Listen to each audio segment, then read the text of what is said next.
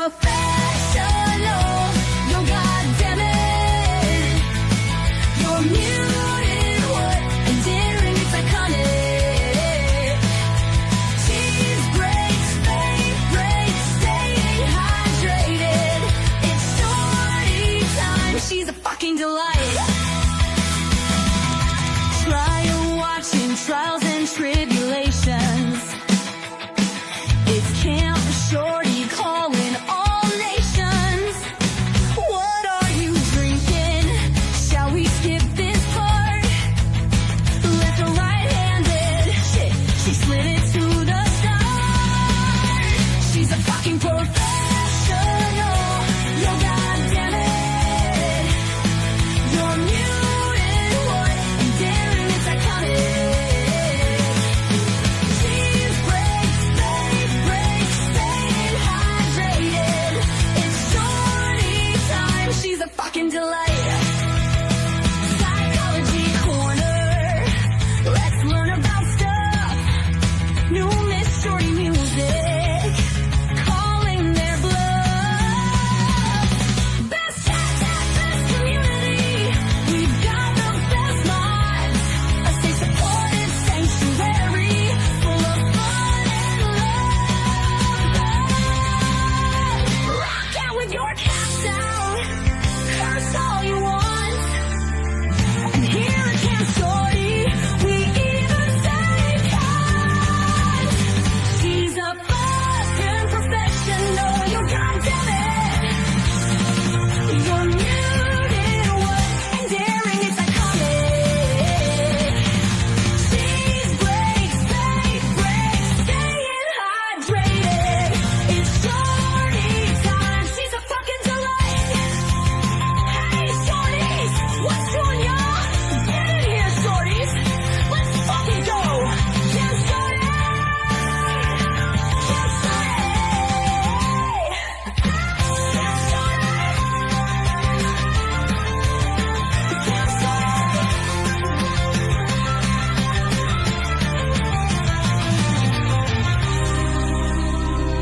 Camp Shorty.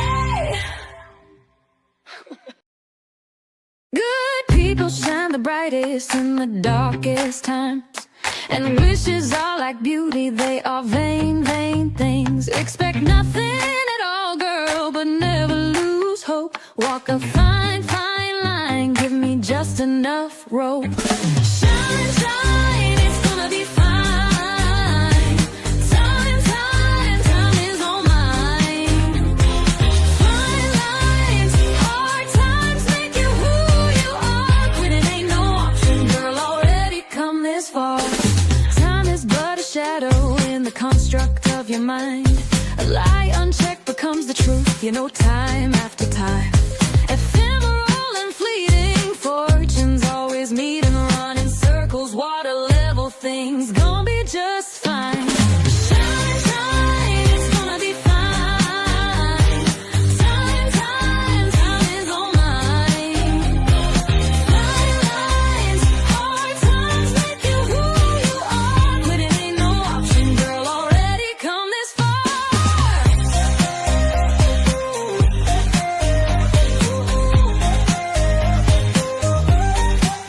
Ooh, time is but a shadow in the construct of your mind.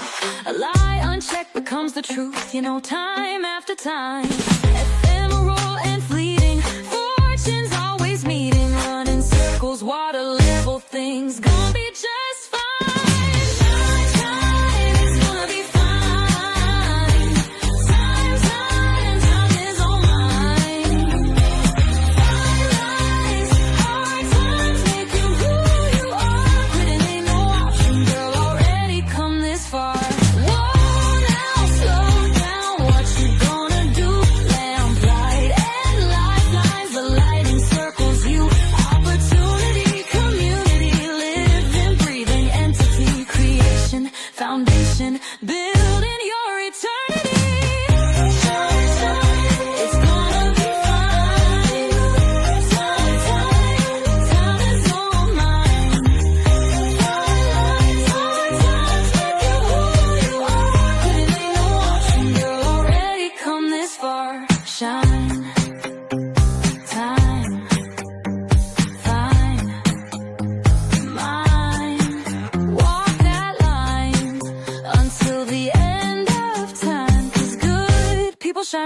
brightest in the darkest times.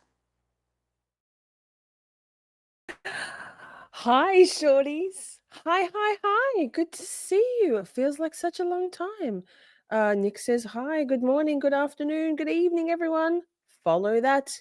Don't forget to click the like. Amber, you can't give away your secret account. Hi.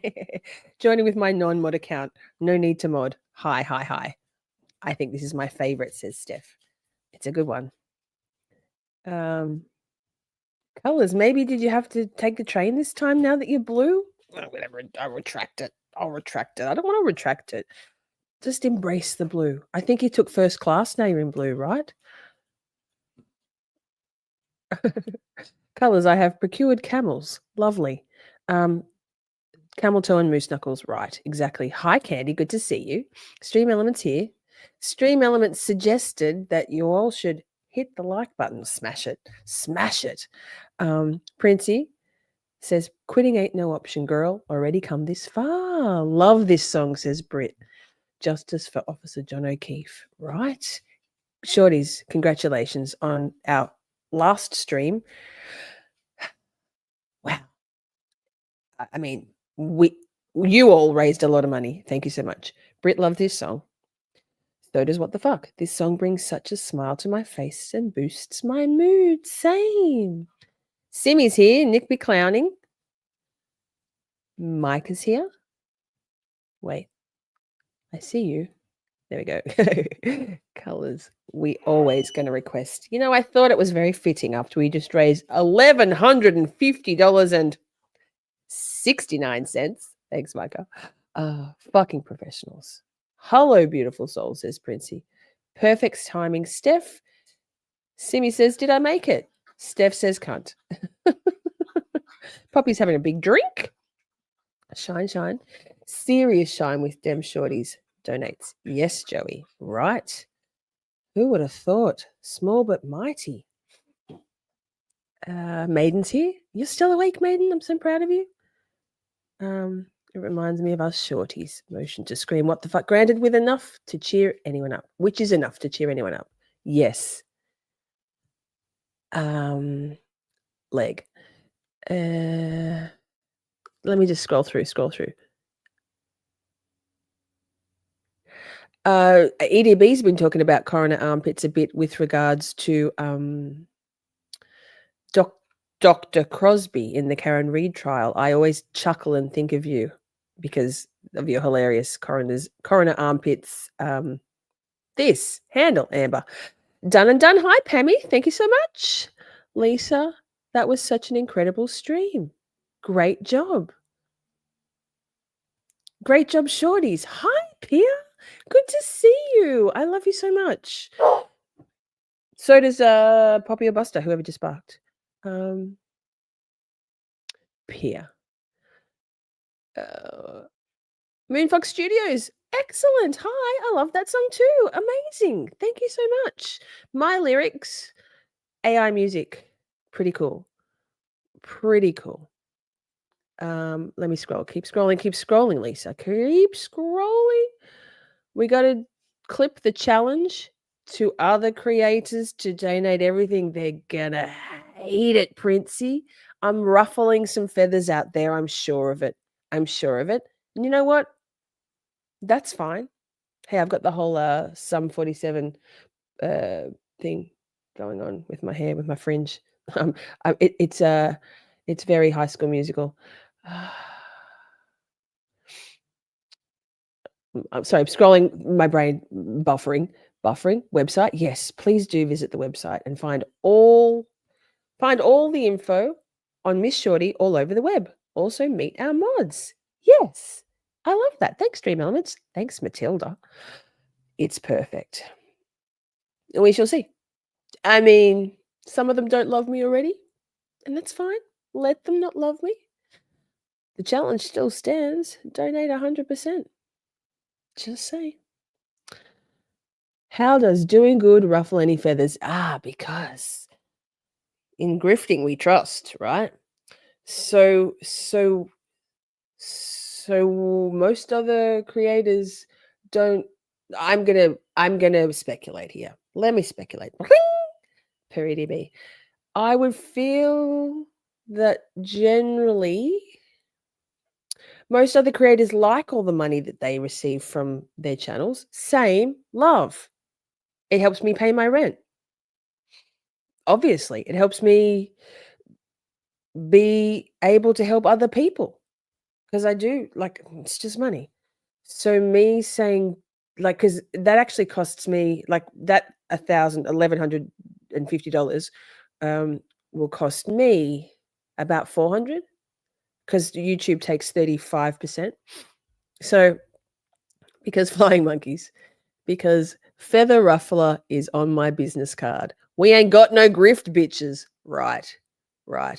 They don't. I'm sure they don't love the fact that we pay the mods too. Also, because weird, huh? Imagine. So I'm happy to upset the status quo if it means we can change the culture just a little bit in YouTube content creation. Yeah, right, Pia, right.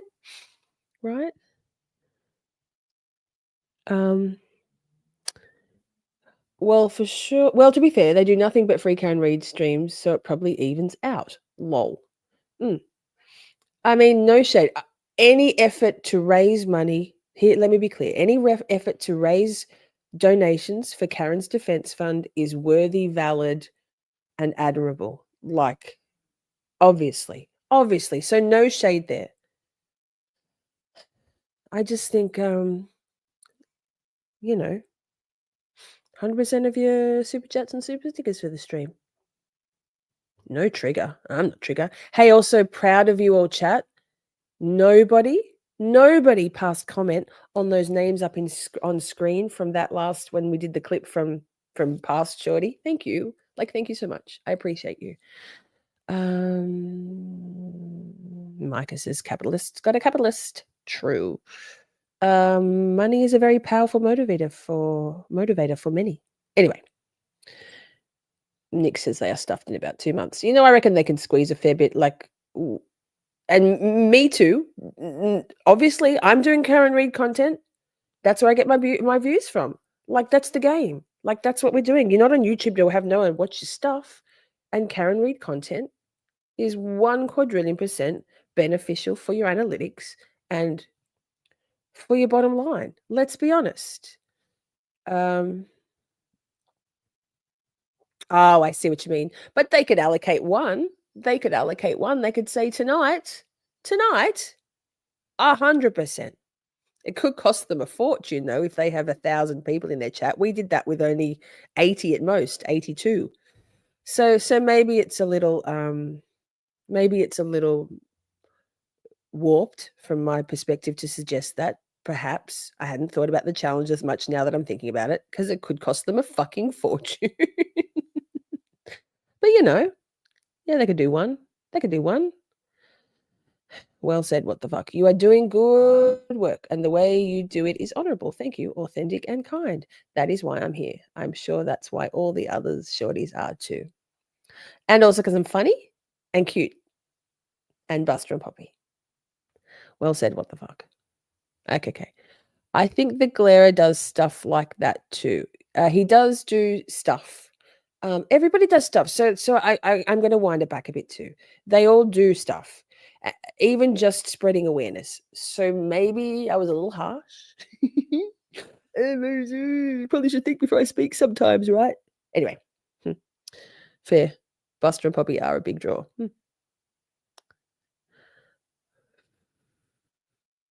Karen Read, of course, but I want to feed an internet home, and I have found it. I want to find. I want to feed an internet home with cheese, too, and I found it. Yes, yeah, fine. I got you.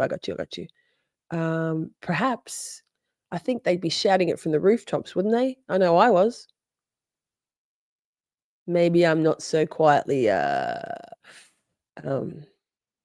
charitable as I'd like to think. Maybe it's misguided on my part. Maybe I want the recognition, or maybe I want to push up against the status quo a little. We'll see. Let them do as they do. You do you, boo. That's very sage advice, Nick. Nick, right. Correct. Correcticals. If it doesn't matter how many people you had to donate. The fact that you're able to raise that much is fucking fantastic. It says a lot about you and the channel and all of us. Facts. Hey, thanks, Nick, for commenting on the last stream. Don't forget to drop me a comment in that last stream after, like now or anytime. And I'm really glad that people are enjoying those top 10 shows. I am too. Wait, I forgot to change this thing. But here we are. We're not doing that now. We're doing a bit of psychology. We're only going to watch one of the 2 videos that I've planned because it's late. I like this background. I didn't think I would, but I really like it. It's actually got similar. See the dots on my tattoo there? It's just me. Same on the background. So let me just check my remarkable. What did Steph say? 100% Steph. Whatever Steph just said. Yes, that we just read. Community, Lisa, Shorties. 100% Steph. Yes, Steph. Yes, Steph. Maybe you were just excited. Yeah, I do want them to do more. I want them. No, you know what? I want them to do less grifty shit. But I think that's a fool's errand. I don't necessarily think that my challenge was particularly tenable for the bigger channels, now that I think about it. So we probably won't clip it. But I would like them to think about paying their mods. Can we figure out another way to donate? Excuse me. But you don't have to give up a percentage. Yes, where you can donate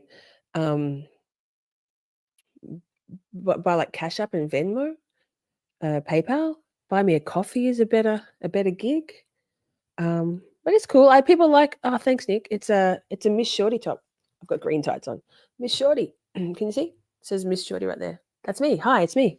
This is the one that Maiden chose from her raffle win. Get you one, Nick. Gorgeous tattoo work. Oh, lovely. Thank you so much. I have a sleeve and a half. My tats are getting a bit ragged these days. That's okay. Yes, correct, Amber. They could also donate just directly to Karen's Defense Fund. But I think it's the hype. How fun was the hype? Like everyone got caught up in it. And I love that. I love that. For us and for Karen and for justice. It started to feel a bit icky a few months ago. I mean, I don't turn in those circles anymore for that kind of reason. I also got run out of town by some monkey flying folk. We need you to remind us that those are better options. It just doesn't come up on screen, right? I think that's what people like. People other than the armpits over there, coroner armpits. Most people like it did. Most people, me included, like to see their name up on screen. It feels like I'm a creator, but when I send a super chat, I'm like, oh, like Joe Schmo said my name, or like Emily D. Baker said my name. So I think that's yeah, okay. So maybe you just need to remind me. I'll try. There's a lot of moving parts. It's all I can do to not lose my ever-loving mind. Hi, welcome. I mean, hi, do it. And then hi. Hey, let's get into it. Too much talking. No such thing. 20 minutes in. Fuck. Timestamp that shit. That was checking. I'm checking my remarkable because I have now completely forgotten which of the walk and talk chat. Walk and talk. Ooh, that's a good screen. Didn't I write it down somewhere? God damn it. I'm sure I did. Apparently not. That's okay. Let's wing it. Let's wing it. Shorty swing my way. Swing it over here, shorty. Shorty swing my way. Swing it over here, shorty. Shorty. Joey, you need to check that it's not looped before you press the thing, please, Dal. Thank you. Easy peasy. Just before you hit anything. Colors. But colors. Your name is colors. You went from green to blue. That's like the definition of colors. Yes. Okay, let me find something. So what are we talking about? Wait, rewind. This is thanks to Amber. It's Lisa Billieux. Boys, you get wait, I gotta clear my throat. Vapes are good for you. Boys get a perv tonight. Okay. Men and ladies. It depends what you like. Gorgeous. Evie Pomporus. She's stunning. Ex colors. She's an ex Secret Service agent. She is wicked smart. She is wicked impressive. She is stunning. And she's going to teach us how to be a badass. Let me just check what that one was. I think that was me watching it again, but now I can't remember. No, I think I've done the wrong one. Let's just watch this one. Cool. Pause. And these girls are funny. So this is actually, these two did, this is from a couple of years ago. These two did they did a couple, like about 6 or 7 episodes together as women of impact. Checking again. Set these boundaries. Okay. So Joey G's, you are you are a blessing and a curse, Joey. There's an actual skunk.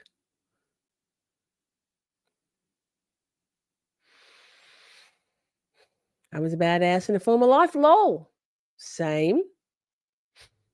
Okay. So this is linked in the. We'll watch the next video another time. This is an hour. Let's see if we can do it in under 2. If you need to go. Mods in particular. I know that's a lot of work. All those hours. And if we're getting tired, we'll just dump it. We can do that. We'll do a part 2 and even a part 3 if we need to for this one. What am I doing with my life? It's not even an hour, and I can probably speed it up a little. Full screen. How's the speed? Let me check that. Let me see if we can actually get closed captions tonight. We'll see. I'm not sure. The nose is fine. Thanks, YouTube. The outfit is piggish. Emoji with the 1, 2, 3, 4 pig emojis. I really do not like your hand gesture. It is very offensive and aggressive looking. I'm Greek. I love the episode, but I need a word with your hairdresser. Okay. What would you like to say to my hairdresser? Wow, it's so amazing. It's all right, I'll pass on the message. Oh, another book review. If I could give fewer stars, I would. Writing is cocky and condescending. She comes across as a typical abrasive New Yorker. Thank you. I couldn't take it, so I going to find something more worthwhile. You gotta grammar check this shit. A whole lot of fluff and very little help. The amount of curse words really make it feel like she's trying too hard and comes off as just arrogant. The chapters on how to manipulate and trick people to get what you want. First of all, I don't manipulate and trick people. This is an authentic book. You obviously didn't read the whole thing. It's not biography because you read the book. So you sit there and you give me a 1 on your 1 star. What is this? I love her.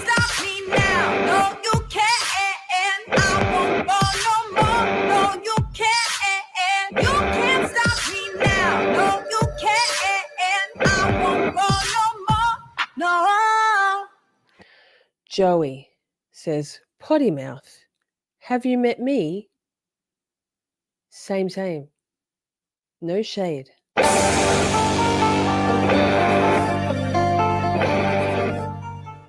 So I get asked this actually quite a bit from a lot of my fans on how to stand up to yourself when you have very strong parents. Because I'm Greek and you're Greek, right? The culture is very strong. And so family pressures are a real thing. And family pressures, I think, can very often dictate how someone acts in life. And for me, when I met Tom, it's what we call in the Greek, idan xenos. So as translation, he was a guest, which basically... I mean, they don't beep her in the actual episode, Amber, but you're right. I think for the intro, they probably wanted to or had to. Also, wait, had a revelation, Lisa Billieux, right? There's always the shade on her big jewelry and her look, her style. Mixed opinions. She is a Biggie Smalls, Tupac kind of gal. So when you know that, her jewelry style is very 90s, early 2000s rap. Okay, so can we put that to bed? Let her be. Basically means he's not a Greek. And even just that word, right? He's a xeno. Stranger. He's an outsider. Yeah, an outsider. It's really outsider. He's an outsider. He's not one of us. Yes, exactly. When Tom went to ask my dad for his blessing to marry me, my dad said no. And Tom didn't understand at the time, but my dad was like, look, I've come from a village. I've really worked my, hard to protect my family, to put a roof over her head, and you're, a young kid with, not really a job, and you want to marry my daughter and take her to America. So my dad just was like, no, I won't give you your blessing. And Tom was very respectful and said, look, thank you for your feedback. I'm just going to let you know I respectfully listen to you, but I'm still going to propose to your daughter. I don't want to. I mean, Akasha, it's Nick and Joey. So if they can just fuck off because they don't like a jury, harsh, but maybe. Do it behind your back, so I'm telling you up front. And so Tom proposed. I'm like so excited, like losing my mind, was so excited, thought everyone would be excited. And my dad's like, oh.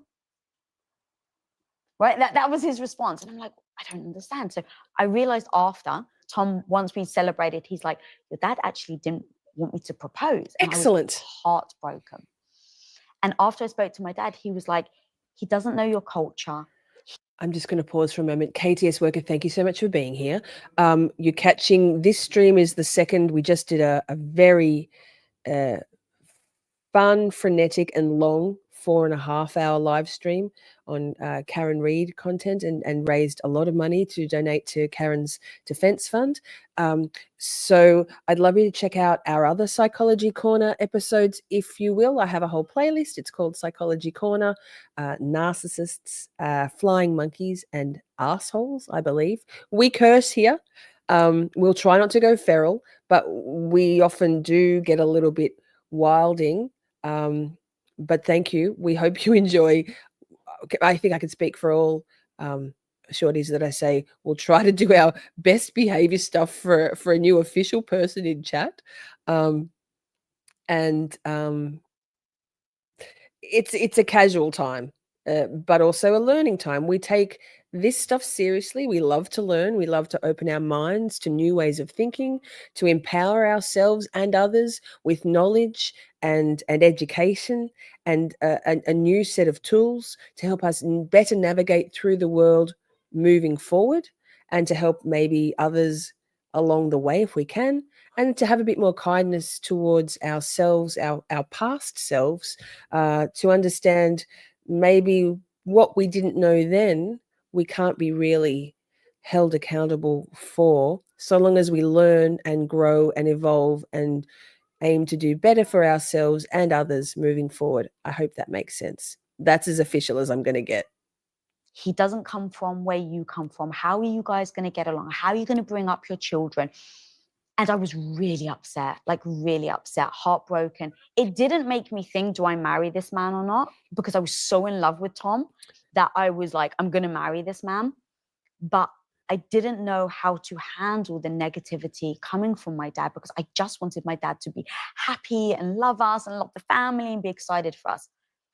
Now, at the time, I didn't show him how upset I was. I was crying on the side. I was talking to Tom. I was, telling Tom how much it broke my heart. And I just tried to forget it because I was like, he's my dad. I love him. I don't want him, out of my life, obviously. But I'm still going to marry him. And even though I can sense my dad isn't happy or keen, I'm going to show him, right? Like, I'm going to show him. Now, 20 years later, I actually completely understand where my dad comes from. And I'm going to pause. Mods, replay crew, if you could, please. So also, replay crew, thank you so much. I hope you enjoy. It might help you to better follow the side quest that is live chat to if you would like, if you're on a handheld device and you would like to watch live chat replay, all you need to do is swipe left on the comment tab, and on your your iPad, I was going to say iPod, been a while, your tablet, your phone. If you swipe left on the comment tab, it will give you the option to view the live chat instead. Also leave a comment. That helps us get out into the algorithm. I'll stop interrupting in a minute, but another sidebar. Turns out that I think that we've been getting suppressed by YouTube, because you might recall Andy came into our chat last night and she messaged me on a private messaging platform and said, "I'm so glad to see that you're back. I know you've been putting out music," which I have, "but I'm glad to see you back live streaming." And I'm like, well, that's very interesting, because I haven't stopped live streaming. And this is she was in our old Discord. She was a regular in our chat. She's a great person, a good friend. And I found that really interesting. So do it for the algorithm. Feel free to share this episode with people that you might, with just on your socials, and definitely comment, and I will comment back, because that engagement really does help. We're not blocking colors. She's a mod. We can't. She's a mod against her will. And it wasn't hating. It wasn't negative. It was his perspective. Understanding where he came from, understanding that for him, he'd never seen cultures blend and work. I was the first person to actually marry out of the Greek culture on my dad's side of the family. So he'd never seen it. So just like anything, right? You see when you see something, you think it's possible. A lot of the time, if you don't see something, you don't think it's possible. Back then it was, oh my God, he's being negative. My ego's been dented. I feel bad. I felt like he was saying I was a bad woman. Like I couldn't be a good wife. And that's why it wouldn't work. That's what I heard. So when I think about now, family backlash and things like that, I just go, where are they coming from? What's their perspective that they have this view? And taking Lisa out of the equation, the Lisa personal thing out of the equation. I don't have an issue with any of that stuff. I love her so much. Immediate family, because I'm able to, thankfully, for the most part, immediate families, been okay for me, right? And I have been able to, maybe not when I was younger, but as I got older, I don't want to say a lot of things go, but I've learned to accept everybody as they are, because I'm not perfect, so they're not perfect. I don't fit the criteria they want me to fit into, and I totally get that. So I've actually been okay with having that perspective. But didn't your parents, were they okay with you being a police officer? Oh no. So how did you handle that then? I did it anyway. Love her. You said, I'm going to go to the police force. They're like, what are you doing? They stopped speaking to me. For how long? The whole time I was in the academy.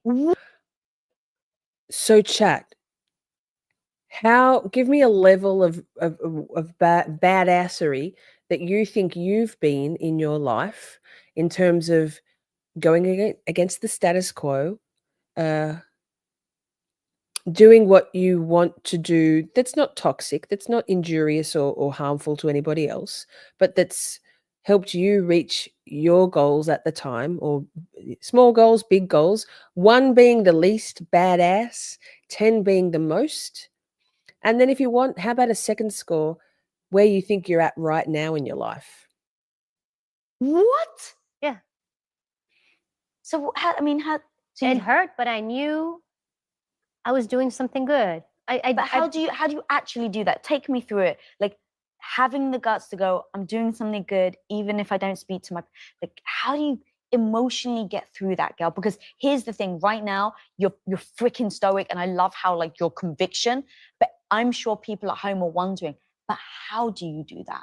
You wake up, you put your uniform on, which is what I did, got my gear, and I walked out the door, and I got in the car. And I drove to the police academy. If I sat there and I thought about everything that everybody said, I'll do this. I did a checklist. Am I hurting anybody? No. And I'm trying to do something good. Even on a dirty pause, she's gorgeous. I love her. I wanted to eat a few burgers, but otherwise I think she's fantastic. Brooklyn says 0 ? Okay, so here's what we're going to do. We're going to see if we can be empowered and inspired, and I guess schooled a little bit by Evie, because I think she's a 10 in every way, but a 10 a 10 in terms of her badassery, lifelong.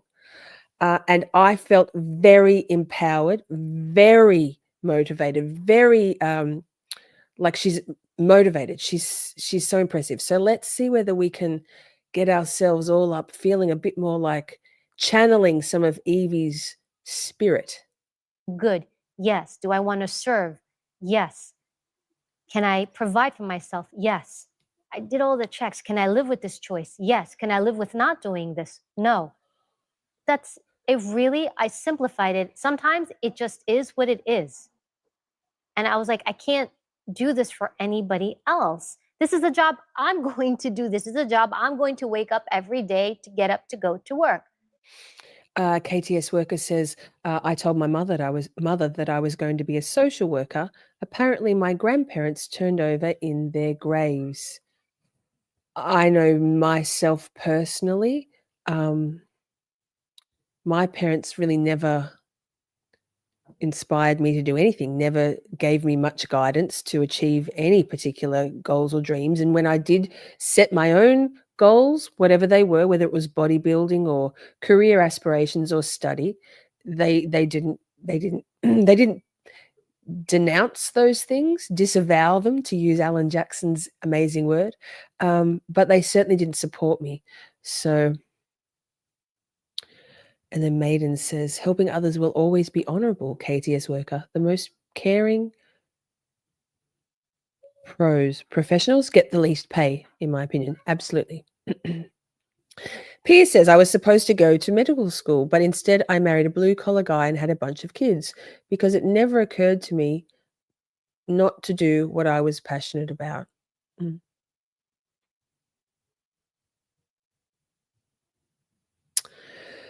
Yes, so this could be a way for us to, like, we can't turn back time, right? But we've still got plenty of time. Fingers crossed, touch wood. May the universe or God or whoever, whatever, favor us with the gift of more time. They didn't understand it. I came from a culture where the women were not in law enforcement. I had nobody in my family in law enforcement at all. But I had a draw to it, a pull to it, because I really wanted to make an impact in a different way and help people. I grew up around a lot of crime. We were exposed and very vulnerable, and I really kind of got sick of it. What a cutie patootie. I know that how someone looks doesn't matter. I'm a very strong advocate for that. It's the least impressive thing about anybody. But imagine this little slip of a thing. I'd say she's quite tiny. I think she does talk about her height. Greek background, gorgeous looking, and she's going to be a cop against the will, the wishes of her parents and the culture of her upbringing and their upbringing. And then she's still gorgeous. I know myself how often I am disregarded and underestimated because of how I look.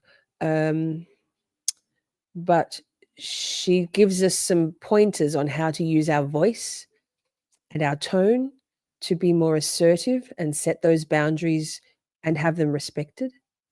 And look, that wasn't the first time I brawled with my parents. Like my whole childhood and traveling over. I mean, you forget, I just told, I'm traveling over the country. I'm doing all these things. So at that point, they're like, Evie, they kind of got used to me, but they still pushed back.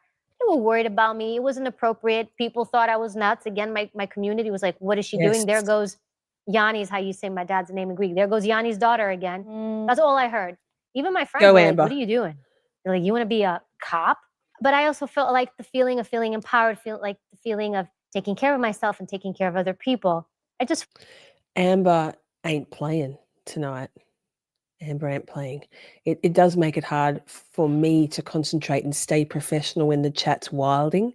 I know we go off topic sometimes and we get a bit feral, but it really does help me with my ADHD brain and we've been streaming already for a long time. And I did wake up at midnight and managed to fall back asleep at 4, slept in till 5. So yes, much appreciated. Amber, thank you for wrenching yourself up and being the heavy lifter. Just went. But then from that, I went to the Secret Service, and it's just like, oh, you're going where? Oh, you're going to work in the White House? Oh, maybe not so bad. I marched, to some extent, I marched to the beat of my own drum.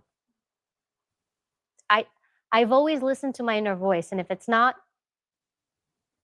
I can't do something for somebody else. I just can't. So long as I'm not hurting anyone and harming anybody. But just because somebody thinks something doesn't mean I have to follow it.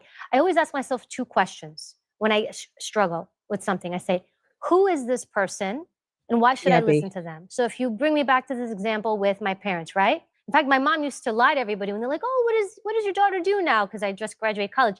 She would tell them she's a secretary in Manhattan. She's got a really great secretary job. Oh, really? She would lie to everybody. Did that bother you? I thought it was funny. I thought it was, I understood. This is a woman who grew up in a village. I had that ability to understand the perspective. But I was like, I'm not going to not do this because you think it's crazy. But most people stop there, though. That's my point. That's on them. Then you don't do it. And then you spend the rest of your life bitching and moaning about how your parents did you wrong. That's on you. Yes. There's an expiration date for how long you can blame somebody else for the dreams you didn't achieve. Yes. At the end of the day, when you become an adult, that is your choice. So I hear you, but I'm very adamant about this because when I hear this, it's like you chose. I chose. I lived in a household because at the time I lived with my parents. They did not speak to me. They ignored me. They would nothing. I did it anyway. And you know what? They came around and everything was okay. My purpose in life is not to convince everybody, but please, I need your permission. I would like to do this. Please give me your permission. I will do nothing. I will do nothing. I will accomplish nothing. I'm here to make my own choices, right or wrong, and I do the best job and I do them to the best of my ability. But I am not here to make choices to make the rest of the world happy. Do no harm, but live your life. Boom. Right, Evie? Love her. She's my spirit animal. I think we can all find a little bit of Evie to channel. Brooklyn says, I came from a very religious upbringing and still am, married with 4 kids and never seen outside world. We are happy who we are and we hope our kids follow the same. Yes. Pierre says, but I left home at 13. I mean, Pierre, that feels like it needs some sort of record scratch. My parents moved away from where I lived when I was 17. 13 is very young. You definitely march to your own drum. I love that. Preach, Evie. I do understand, says Akasha, that it is harder for people who have had their parents' love and support their whole lives. That has got to be devastating. Boom. You have found a good place because we're all pretty the same round here, ktsworker. I don't need to shrink myself to be who you think I need to be. Bingo. Bingo. Bingo.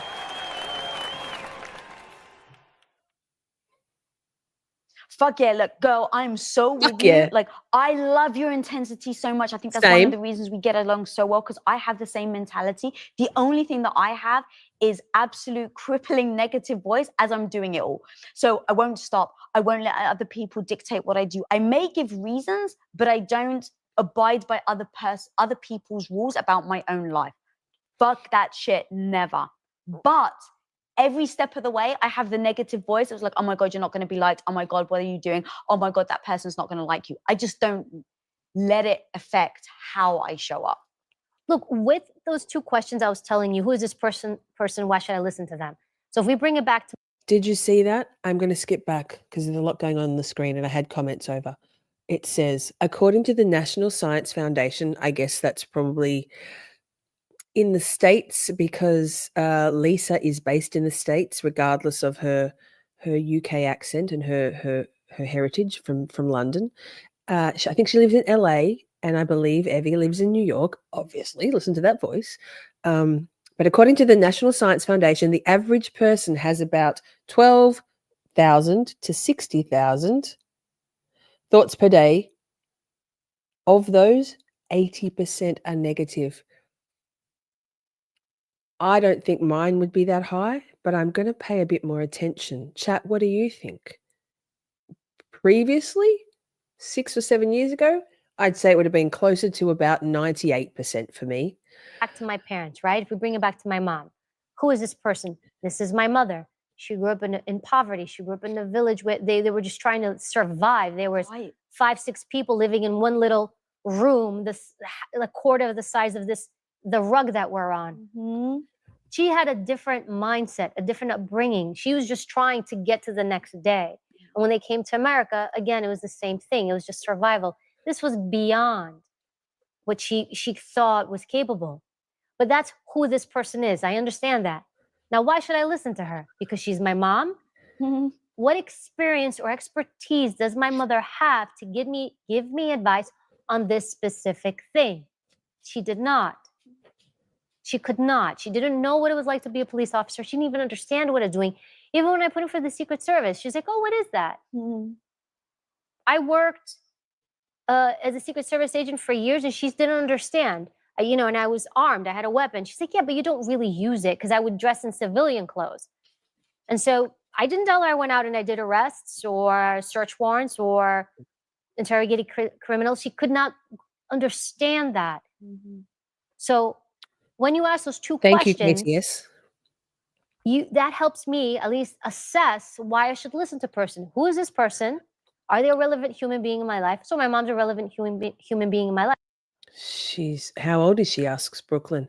I'm not sure. Let me roll it and I'll find out. I'd say she's probably in her 40s, late 40s. She's got their beautiful Greek genes. She's also, I'd say, had some work done, some cosmetic injections, and perhaps she's had her teeth done. She's got veneers.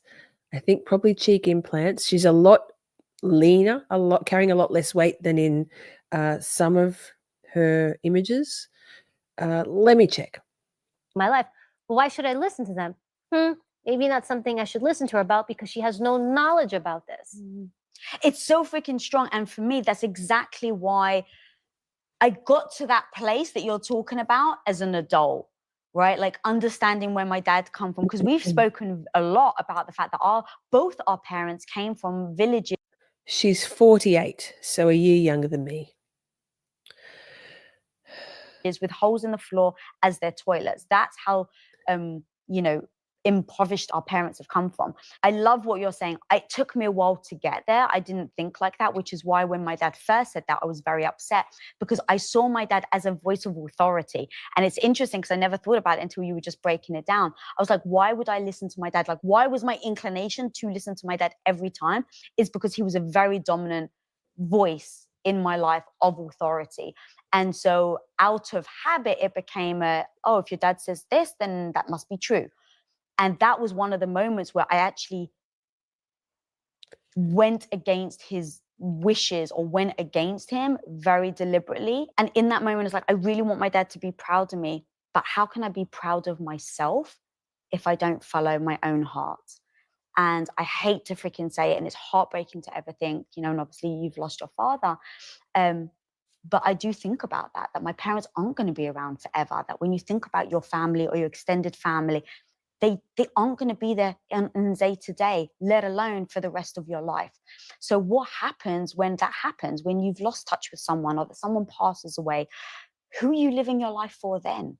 And that really freaking hit me, girl, where it's like, it doesn't mean that I don't love someone. It doesn't mean that I don't respect them. It doesn't mean that if someone gives me an opinion that I don't agree with, that I still don't respect them or have, intense feelings for them. I do, but I don't have to listen to them. Well, I guess I kind of look at it this way with your scenario. Who has to wake up every morning, roll over, and look at Tom? You or dad? You do.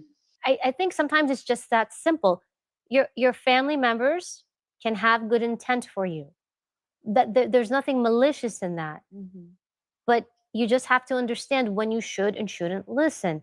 Just because somebody is your family member and maybe they have good intent, that does not mean it's in harmony with who you are and your value system. And it does not mean that you're supposed to listen. It's not being defiant. It's just being, I have to choose. But look, I think in the grand scheme of things, that's a pretty low level thing when it comes to family. It's just being like, this is my mom. This is how she is. This is my dad. This is who they are. They mean no harm. They do their best. You accept them as they are rather than fighting them. I didn't waste my time fighting with my parents trying to convince them. I had no energy. I'm going to the police academy. I was getting my ass kicked every day. I was going to get kicked out if I didn't make the cut. I had to be focused. So I didn't have the time, I didn't have the freedom, I didn't have that. I was going to miss this opportunity. When I went to Secret Service training, same thing. I could not be distracted by them. Actually, that's interesting. Did their belief that you shouldn't be doing it have an impact of how you showed up at the police force? Was there any internal thing that was like, I'm going to prove it? Like, did it help you on your mission? Probably. I think whenever I've gotten pushback or hate, or like when people are like, you can't do that, I think there's a saying, I'm completely going to butcher it, but I really like it. It's like, I can't quit now. I've got a whole bunch of motherfuckers to prove wrong. I love that. I always think of that thing, but I do it for myself. Yes, people can give you drive, I think, but I never, look, don't get me wrong, it was hard. It's hard. Sure, it hurts your soul and makes you sad. Like, I wasn't just like, you're happy coming home. It was hard. I'm coming in the house. Nobody wants to talk to me. Everyone's ignoring me. Everyone thinks I'm nuts. She really does. You get tired of that. But she really does have big Yannetti energy. I love her so much. I just think that we could, I'm going to get the book, Amber. Amber said she's read it. I'm going to read it. But I knew it was temporary. And I knew they would get over it. I think the harder hate is when you get real hate from people, because that is something I've experienced is getting hate from folks, people, friends, or people where it's like very cruel hate or mean hate, people that can become bullies to you. I've seen that perspective. I've actually dealt with that, and having people kind of come at me that way, that has been a bit hard, because I've always been very like mindful. I have to kind of monitor who's in my neighborhood or who I have in my circle. And over the years, I truly have had slowly like to kind of filter people out and push people in. I didn't always make the best choices with having people around me, or the people I had around me maybe turned into. There's a factoid on the screen that the chat comment was covering. A 2017 study found that sitting within 25 feet of a high performer at work boosted their co-workers, decreased performance of other co-workers, from the Northwestern University. Interesting. Osmosis, huh?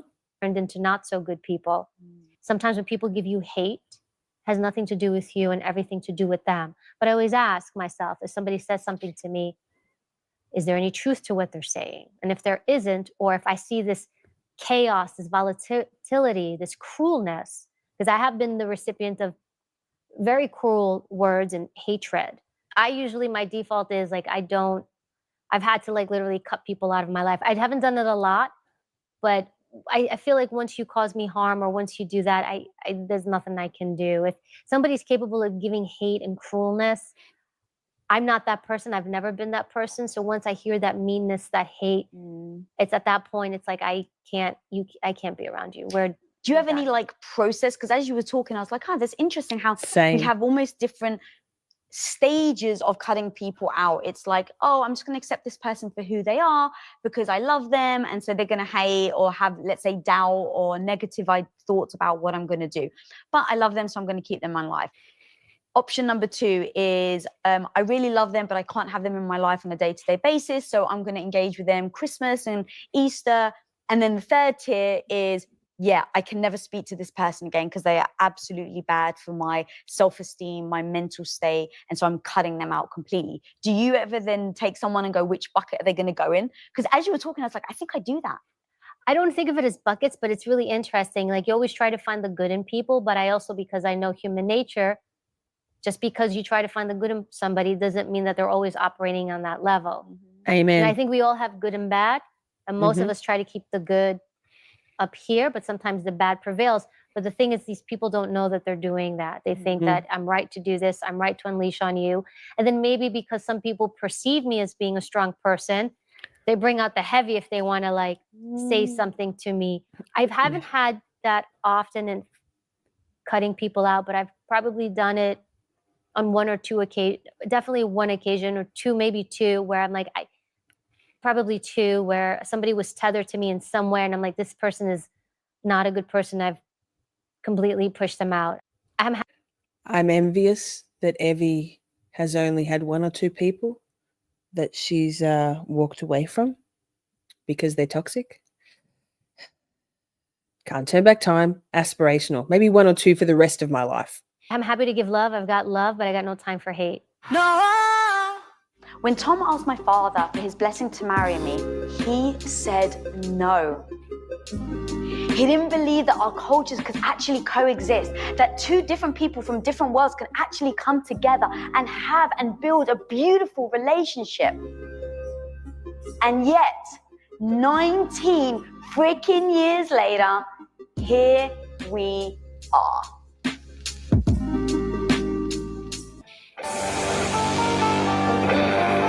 So I can't remember if I confirmed that yes, Lisa Billier and her husband did found Quest Nutrition. And for someone like me who has a background in bodybuilding and understands full well sports nutrition, that's the biggest sports nutrition. They do the most amazing bars. Quest protein bars are so good, so good, so good.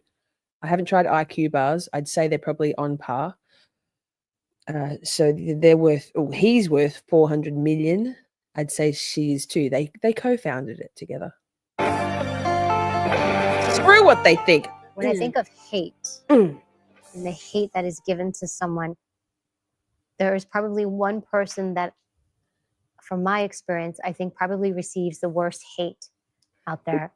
And that was Hi, Lord the president Shiva. and the public figures I Good to see you. protected. I would see them get hate on a one-to-one. I would see them get hate on public television and in the media. I always marveled at the fact that they were being insulted in every way you could potentially think of.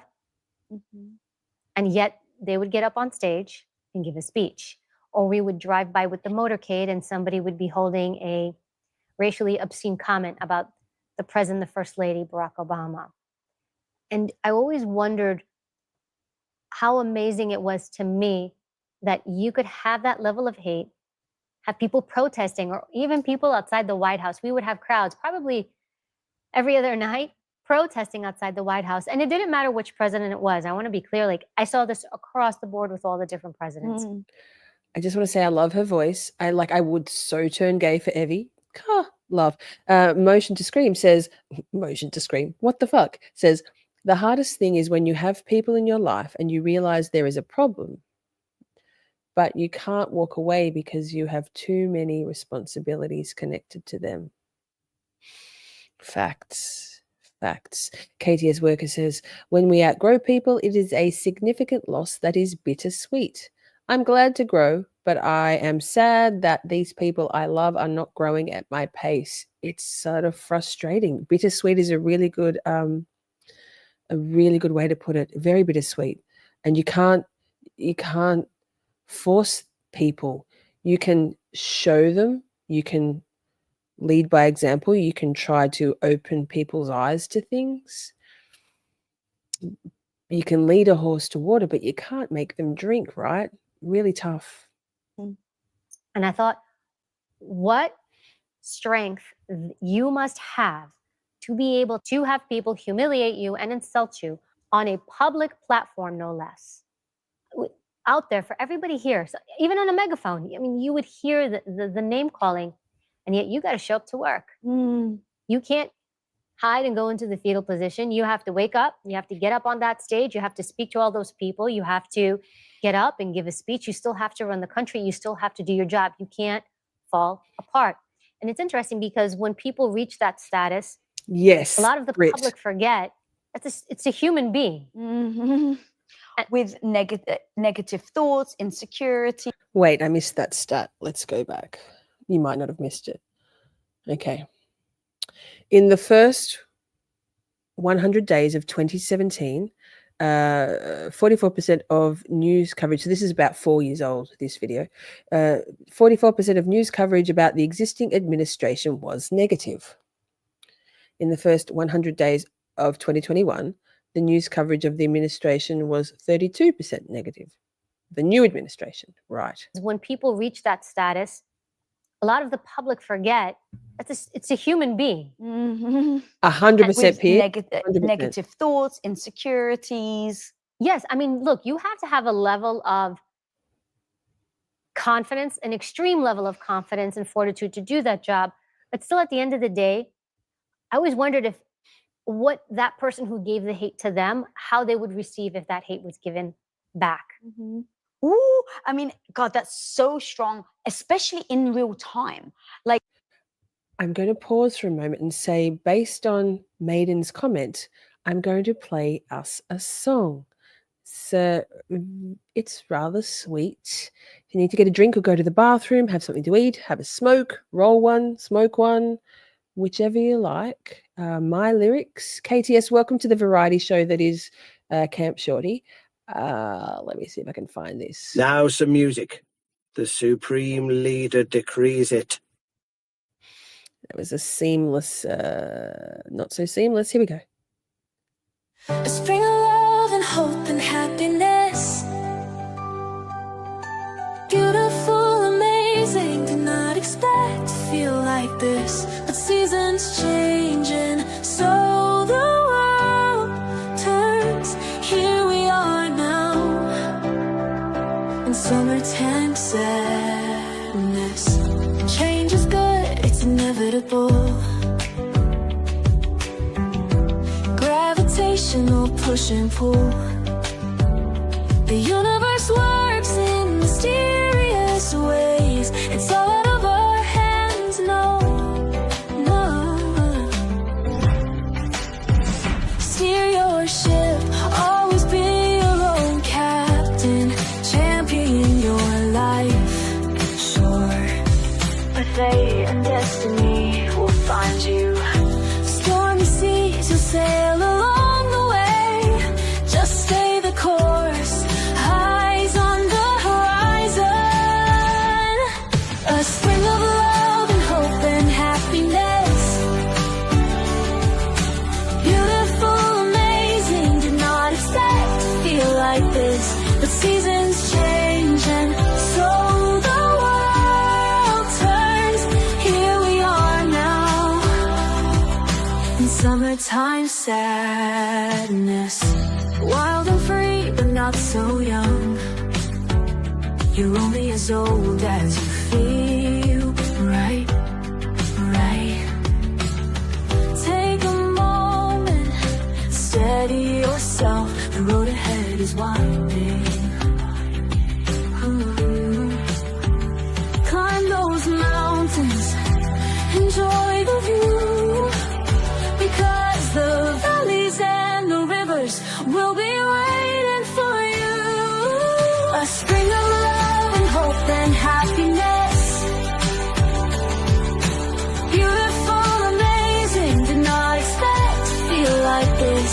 The seasons change and so the world turns. Here we are now, in summertime sadness. Ice in your heart, fire in your belly, the wind in your mind, the rain, no vision singing, sun on your skin, feet firmly on the ground. You're not gonna drown, just keep on swimming. A spring of love and hope and happiness. Beautiful, amazing, did not expect to feel like this. But seasons change and so the world turns. Here we are now, in summertime sadness. Love and hope and happiness. But here we are, in summertime sadness.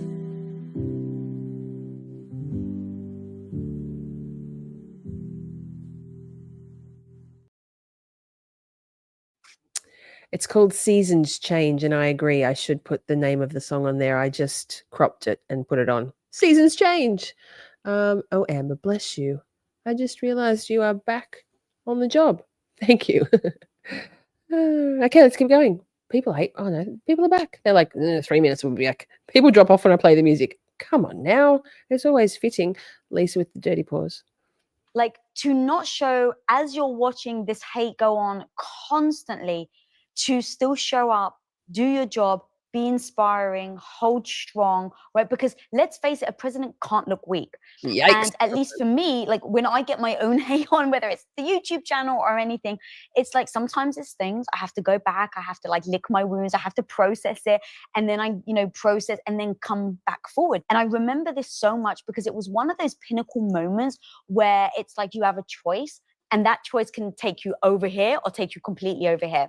And the comment was, Lisa, it was an interview, and it was like, Lisa, I really love the interviews, but I've got to say, your pink leg warmers and your pink set and your 90s style is just so off-putting. I can't watch the interview. How dare you? Now, in that moment, I am so freaking driven, girl, and you know me, by my goal. What am I trying to get to, and how do I get there, and what am I willing to sacrifice in order to get there? And so I abide by that rule. And so as I'm reading it, I'm like, okay, my goal is to impact people. As I'm reading the comment, they are literally saying the way I look, the Literally, way I Joey, dress, that is my assault. style is actually putting them off my goal of impacting them, because they can't watch my content anymore. Fuck those people. So normally I'm driven by my goal. So usually it's easy for me to go, cool, I can pivot, yep. But the second it was hate, it was personal, it was about me. I don't take those things personally. I'm sad when I affront and offend people with my blasphemy, but it's part of my vernacular and it's very hard to change. I recently had someone outraged in my comments about me using the Lord's name in vain, and I am sorry that offends people. What I look like, they can suck my dick. It brought up all the freaking insecurities that Lisa had when she was a kid. Like, not good enough. What the hell are you doing? I can't believe you're wearing that. All of these things. I was so scared about being mocked as a kid that I abided by what people said. Now I'm my own person. I'm the show. And here I am in this situation where it's my goal or my identity. And I literally stepped back and I said, okay, remove the emotion from it. Right? Oh my God, like, I want everyone to like me. I'm not going to freaking like. I actually call BS when people are like, I don't care if I'm liked or not.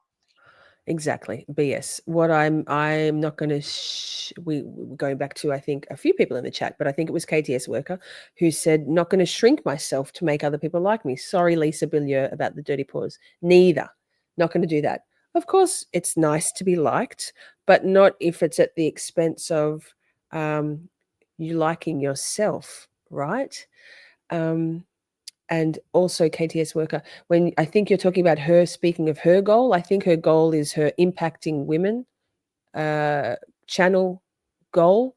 And needless to say, despite the pink leg warmers and the giganto chunky wrapper jewelry, Lisa Billier now has 1.35 million subscribers. So I think that those couple of folks who don't like her style haven't really made an impact. If you had a choice, just a choice, would you choose someone to like you or not like you?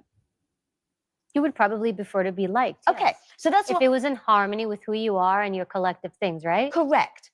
But I just think in general, people want to be liked. Yes. So because I have a very part of me that is that insecure Lisa that was bullied as a kid and didn't feel good about herself, I do want to be liked.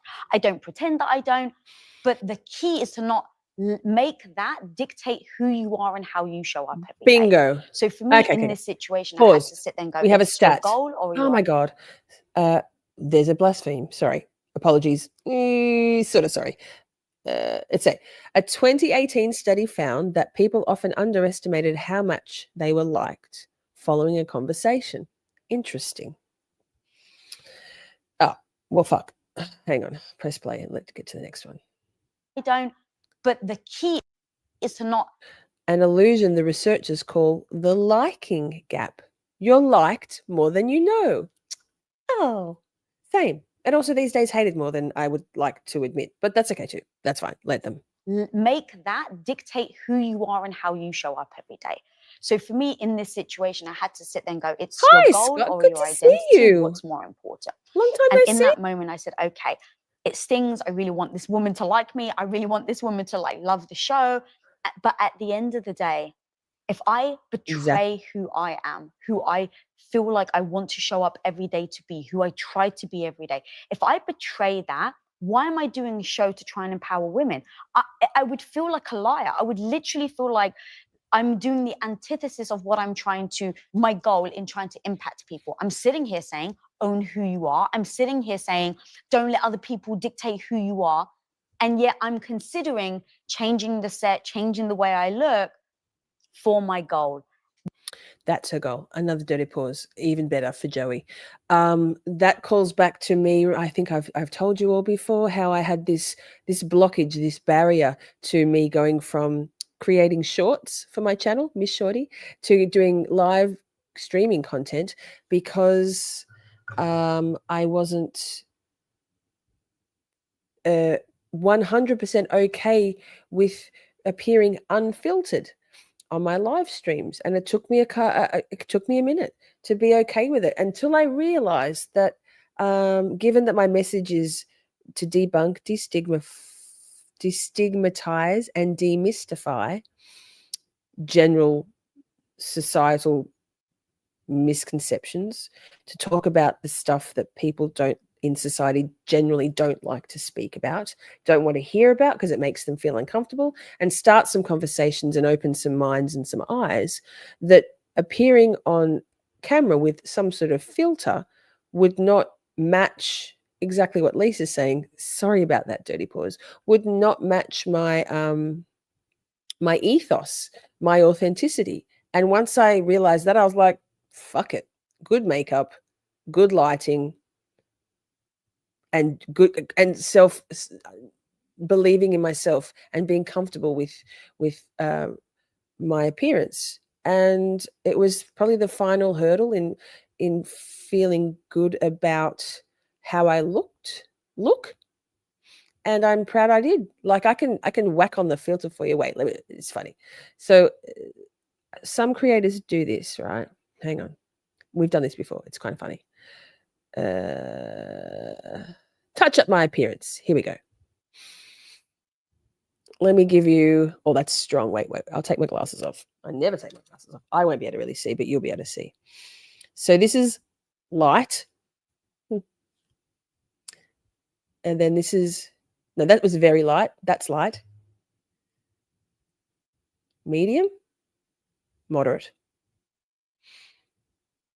Strong. Very strong. But there are some creators who put actual filters and they look completely different in person. Eee, that's what I really look like. Yikes, which is fine. I look all right. So back to that authenticity and my goals for the channel. I think it's really important to stay true to yourself. Let's get back to Evie and Lisa and that face. But ultimately I'll be betraying myself. And in that moment, I actually took the hate that really hurt, that really upset me, and I had utter clarity. Oh, you love and you. My response was, thank you so much for this. I'm saddened that my outfit doesn't jive with what you like, but this is authentically me. And who would I be if I didn't show up every day to be authentically me? So thank you. But if you can't watch it, then I respect that you need to unsubscribe to the channel. And so the question for me is, instead of trying to change their mind, how do I handle it? How do I show up when someone comes at me? And so that's part of my process. And then I get pride and I get proud of being that girl that would have once let this crumble her, and yet being able to articulate it, process it, and then actually respond in kindness, right? Like that was a big thing for me. Instead of being like, well, fuck you, if you don't like my pink leg warmers, then you go, fuck off and go somewhere else. I could have done that. And emotionally, that was exactly what I wanted to do immediately. But again, it doesn't serve me. It doesn't serve my goal. It doesn't serve who I'm trying to be as a human and as a woman. Like who I want to be proud to be. That doesn't fit in alignment. So I'm like, no, I'm not going to act like that. Kind. When you get hate, or you feel that you're getting bullied, do you look at it as like, is this about what I'm actually doing and I need to change, or is this about my identity? Correct. And if it was, let's say, everyone hated on this show, everyone, I would just stop doing it. My goal is impact. And if everyone freaking hates it, it's like, I'm fine. I don't need to be famous. Like, that's not the goal here. The goal is impact. Remember, Cute. I know what my goal is. I'd wear them. So cool, I can create impact in other ways. I can create impact on young girls. I can, create comic books. I can create impact in a million different ways. So if my goal is impact and no one's watching the show, great, cool. What can I learn from it? How do I take that lesson and move it to the next? I mean, I feel that in my bones, but Lisa has been going with her channel for at least a decade. So we'll get there, chat. Strategy. Wait, Scott, I feel like this will matter to you. It matters to all of us. Scott, in our last stream, our top 10 Jackson Zingers, we raised $1,150.69 for Karen's Defense Fund. 100% of super chats, super stickers, gifted memberships, Venmos, Cash Apps, and PayPals all going to Karen's Defense Fund. How about that? Look what little channels can do. Or the next, idea or goal there. But I wouldn't keep going on something if it wasn't in alignment with who I am and what my goal is. I agree with you. I try to read my comments because I have people that want to engage with me. And I feel that if you take the time to write me a comment, I want to try to put as much energy as I can in responding to you. I do get it like a lot of DMs, but occasionally you get these comments or these messages. I don't know if maybe, I don't want to say I laugh them off, but I'm just like, I kind of just keep scrolling. I've never really sat on them. But again, I mean, I really had front and center a great stage where I saw public figures just getting demolished, called names. We call them hecklers. We had something called a heckler policy. So when the president or first lady would get out and speak to a big crowd, we had a policy called names. We call them what was the first one? hecklers. We had something called We already know what a heckler is, don't we? A person who interrupts a performer or public speaker with derisive or aggressive comments.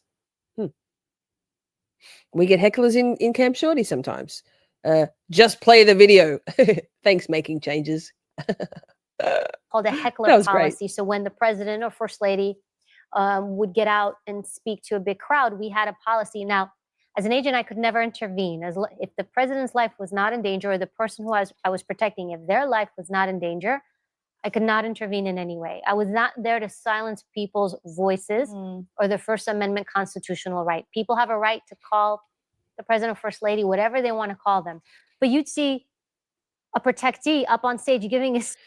Scott, every one of our top 10 live streams from last week, we raised 200. This week, 1,150. Every week on Saturday nights, all monies donated to the channel will go 100% of them to Karen's Defense Fund, which is no mean feat. But like Carla said, we had no more than about 85 people in chat the whole time. So we're pretty proud Shorties around here at the moment.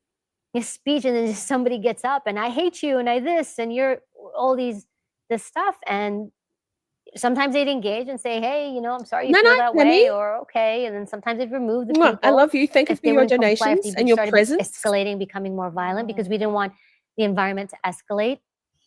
But I remember thinking, if that person, if he or she, whoever I was protecting, could take that, I can take anything. So take me through, because I think I remember you saying, actually, and you've said a few times, when you've done interrogations, you're sitting across from people who freaking hate you. Oh, I never even thought about that. And what you stand for. So talk to me in those moments, because here's actually even more interestingly. So they're hating on you and you need something from them. You can't just walk away. You can't just freaking scroll. So in the interview interrogation room, they hated me for what I symbolized. And you didn't take that personally then? No. They didn't hate me, Evie. They didn't know me, but they hated what I represented, the U.S. government, special agent, law enforcement. If they spoke to me, they might go to prison or jail, or I was the investigator, so I was the person who brought them in. They didn't know me personally. That's a different kind of hate. That hate I had no issues with. I was okay with it. As long as I was ethical, I did my job. I was above board and I didn't violate anybody's rights. As long as I maintained my integrity, which was of the utmost importance, after that, it didn't bother me. I had no issues. And I maintained that throughout my career. All right, so give me, I know that you can't ever do like, do these 3 things and you're fine. Like, I know that you hate that, but what are those, like, For the can you name a public couple? haters, right? The hate. Yeah. Well, one is I kind of scroll through my messages in my DM. If we're talking about strangers, I'm very kind of, because I wouldn't do anything. I would never do anything. Plus, I mean, I find comfort in that everybody who does this gets hate, because when you have the nerve to speak and to share, people are going to hate on you. Now, Amen. but we're all exposed to this in different ways in our lives. We have strangers who judge us and hate us. So you're asking me, like, how do I deal with it? One, I shut that shit down. Shut that shit I don't down. expose myself to it. I don't reread it over and over and Nope. over again. I scroll through it. I understand. And I have that moment where, am I doing everything I can? Am I doing the best at everything I can? Am I expressing myself in the best way? I'm going to be a person. I might make a mistake. I will. There's no way I won't. Or is it my ego? Is it my fragile ego that's going to be offended? But if my ego is that fragile, I'll never do anything. Mhm. And I often respect talent out there, or individuals who get extreme hate, and yet they show up to the party. What's up? I'm here. Have you ever had that sting from a stranger's comment though? Sure. Like I'm sure. Like when I think of like maybe a comment on my feed or something, but strangers, it's not just on social media though. Like you can have strangers, people that know you that are acquaintances, make comments and say things about your people in your community. I remember this, and to this day, and this bothers me. When I was younger, I grew up in a very cocooned cultural environment like you. And when I was in college, I wanted to go abroad and go study overseas. It was one of the biggest passions I had. I wanted to get out of my cocoon, go learn different languages, which is one of the things that actually helped me learn like 5-6 different languages that I speak. I think it's 6. One of the first semesters I did is go to Italy. And I had to push very hard to convince my parents. They finally gave way because of the kid that I was. They agreed and they supported it. And I went to Italy, and I remember before going to Italy, all my friends, the community of friends I have and back then it was a little bit different. Pausing to say, RB, if you're still here, thank you so much for the 5 coffees. I appreciate you very much. Thank you. Let me play you a little cha-ching. What about this one? I'll take any motherfucker's money if he giving it away. Shit. All the Buy Me a Coffees go to charity. Impact Advocacy Foundation is one of our preferred charities. Karen Reid's Defence Fund is another, and then Uniting, which is a local, a Melbourne-based or a national Australian-based charity, which is a non-profit organisation which helps homeless people and people in need get what they need. Different. I think things are changing now, but there was like, what are you doing? Where are you going? And my friends' parents began talking about me, and the people in the community were talking about me, about how I was shaming my family. And the word whore was introduced. Only a whore does that. Oof. And just to repeat, going to Italy. Yes, to go study at the American University of Rome. So I can go educate myself, to do a semester in another country so I could learn about art. I was an art minor. And history, and to learn how to speak Italian. They equated that to me leaving to go gallivant around Italy. As if I can't gallivant in New York City if I didn't want to. I was in college. Yes, that stung. That stayed with me. To this day, I hate that word. When I hear the word whore, You're a good man, one Scott. had nothing to do with the other. And what disturbed me more, it was my friends also were like, yeah, that's kind of, why would you do that? And I'm like, because I don't want to stay in this small world. But in my culture, it was very much frowned upon. And I kind of felt bad. I don't want to say I felt bad for my parents, Lady but V, they were hearing this from the community. You let your daughter do what? You let your daughter go here? Well, I went to Italy, came back. It was the best thing I ever did. And I did a semester at school. Then I signed up for another semester. I went to Mexico, learned myself some Spanish. Did a whole semester in Mexico, loved it, came back. Did another semester in college in the United States. Then I did another semester overseas in Europe. I guess KTS for Evie, that was very impactful to have whoever she was coming in contact with make those comments. Nobody nobody likes to be called a whore, right? Particularly when you're not doing any whoring. Europe, and then in Northern Africa. And in college, while my friends were in the clubs, the same friends that were calling me, who were going along with the "you're a whore" theme and not pushing back to their parents, they were in the clubs. I was in other countries learning languages and educating myself. So you tell me whose opinion matters. When I was growing up, one day I came home and I was very upset. Somebody had said something very hateful and cruel to me. When I came home, I found my father and I told him. He took me, he sat me down, and I was waiting for him to give me the sage advice, tell me how to handle it. So he leaned in and he looks at me and he says, "Did you say f-?" He said to me, "You don't let anybody make you into a victim. Right now you're a victim. You're Love sitting this. here, you're crying and you're upset." He's like, "You'd never allow anybody to do that to you." I've always kept that. Now, you don't have to say it to someone. You don't have to verbalize it. I usually don't, at least not in personal relationships. But there are those moments where you feel diminished. And rather than letting somebody crush you or annihilate you, or for you to take on that role of the victim, find that internal voice inside of you to say, "No, I'm not going to let you do this to me." Boom. Boom, Evie. I can say without any hesitation that being referred to as a victim in all of that tomfoolery, skullduggery, and bullshit that happened a few months ago, if you're new here, don't worry, not even worth mentioning. It was a lot. But I don't like being called a victim because I don't like to think of myself as a victim, even though there have been times when I have been a victim. It's very helpful to think of yourself as someone who's navigating through things and beyond rather than a victim. Victimhood is a choice. Facts, Nick. Nick with the zingers. Boundary setting. Boundaries. Amen. For yourself, for others, and respecting boundaries is so important. I have no time for folks who are like a bull in a china shop, charging through boundaries. It's not going to work for me. I respect boundaries and I expect others to do so. Most people don't like boundaries and don't instigate them for themselves, and so they're not used to, someone else holding firm on boundaries which are clear and fair and kindly implemented and asserted.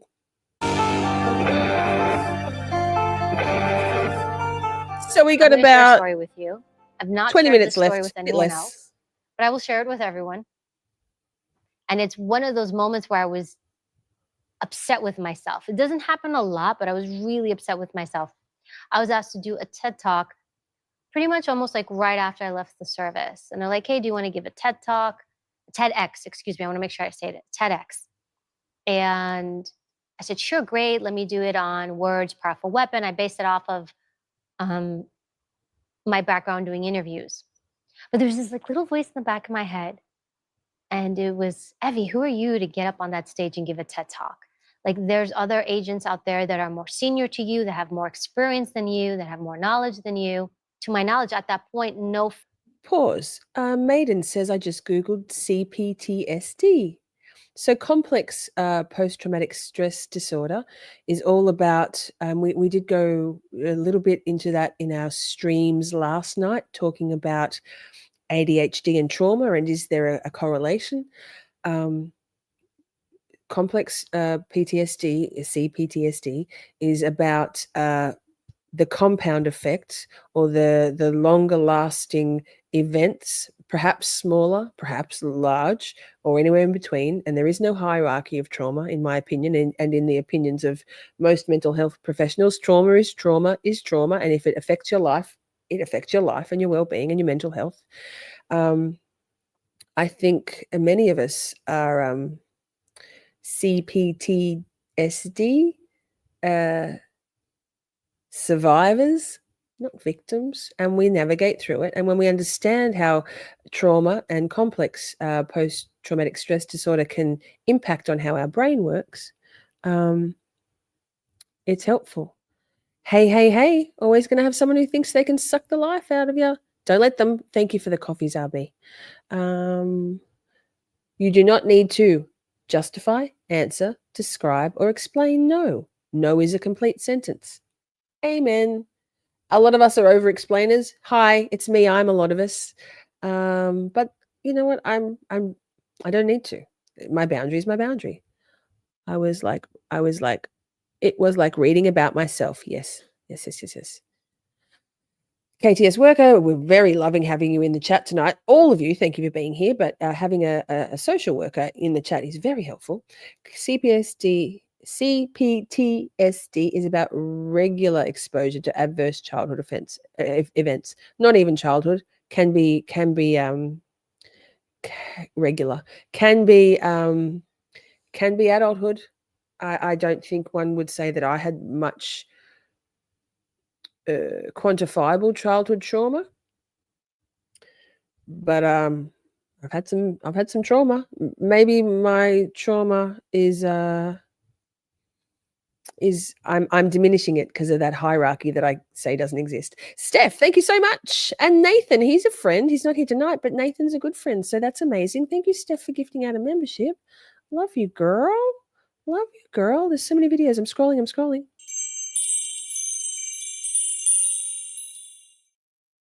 No former agent had ever gone on stage to do that. And I was worried about what other people would think. She's talking about her TEDx talk. I feel like I'd be fine with that. If you know, chat. I'm all about the soliloquies. Rather than focusing on my TEDx. And I got up stage. I did okay. It's okay. You guys can Google it. You can watch it. It's okay. But I didn't own it. Because I was more concerned with being on stage. This is online. I'd never done anything online before. It lives forever. What are my former colleagues going to think about what I'm doing? They're going to be like, who does she think she is to get up on that stage? This guy has more experience. That guy has more experience. Sure, is there somebody with more time, more experience? There's always going to be. But this is the opportunity that was given to me based off of my experience and my expertise. And I didn't own it, Lisa. I did all right. I mean, yeah, that wasn't great. Give it my all. And to this day, I regret it. And after that, I was like, I had this one chance, this one opportunity, and I blew it. And this is the one true time where I could say the imposter syndrome came in, where I was like, why am I on this stage? I shouldn't be here. So this is important. And I'm mad at myself to this day because I didn't get up there. I didn't own it. One's in the chat, if you are aware of imposter syndrome, lots of ones if you're aware of imposter syndrome, because hi, it's me. Let me tell you. Let Evie tell us. Let women of impact tell us. Imposter syndrome is the persistent inability to believe that one's success is deserved or has been legitimately achieved as, what's the next one? Own it. I didn't project my voice. I didn't. A result of one's own effort and skills. I think there's also, for me, imposter syndrome used to feel like I shouldn't, like that whole where's the adult? I need the adult. Like I don't think I am worthy of being here, feeling like I'm going to get found out for something that I'm being fraudulent about, when I've never been fraudulent about anything for a day in my life. I've never misrepresented myself, but still the imposter syndrome persists. So let me see what chat's doing. I didn't ruin it, but it just could have owned the moment, and I didn't own the moment because I was worried about what other people would think of me, more so what my former colleagues would think of me. So explain to me then, because in the last segment, you literally, with your parents and stuff, you said, I'm not going to let them dictate what I'm going to do. Absolutely not, Joey. Joey says, I don't think men are capable of self-identifying as imposter syndrome. No. Many men. Many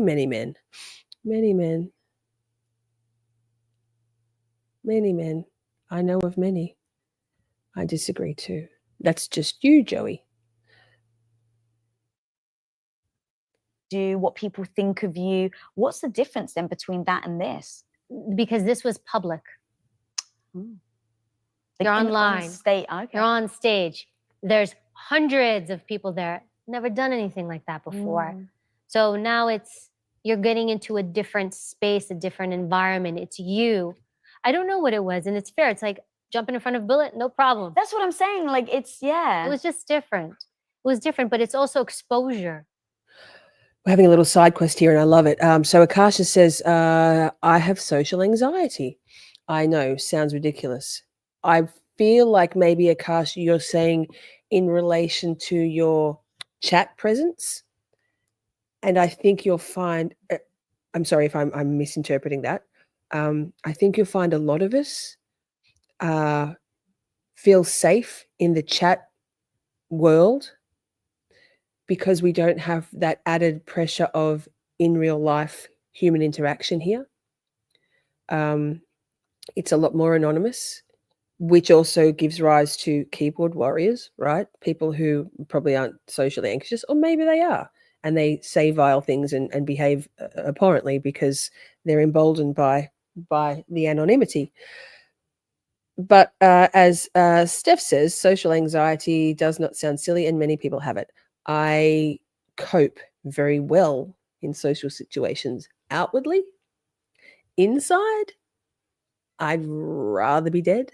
Like I'd rather be dead. And it takes its toll on my social battery very heavily. Point taken. Poor Joey. Thank you, Shorties. No worries, mate. Amen, sister. No, it doesn't, Akasha. So relatable. So relatable. Doesn't sound ridiculous.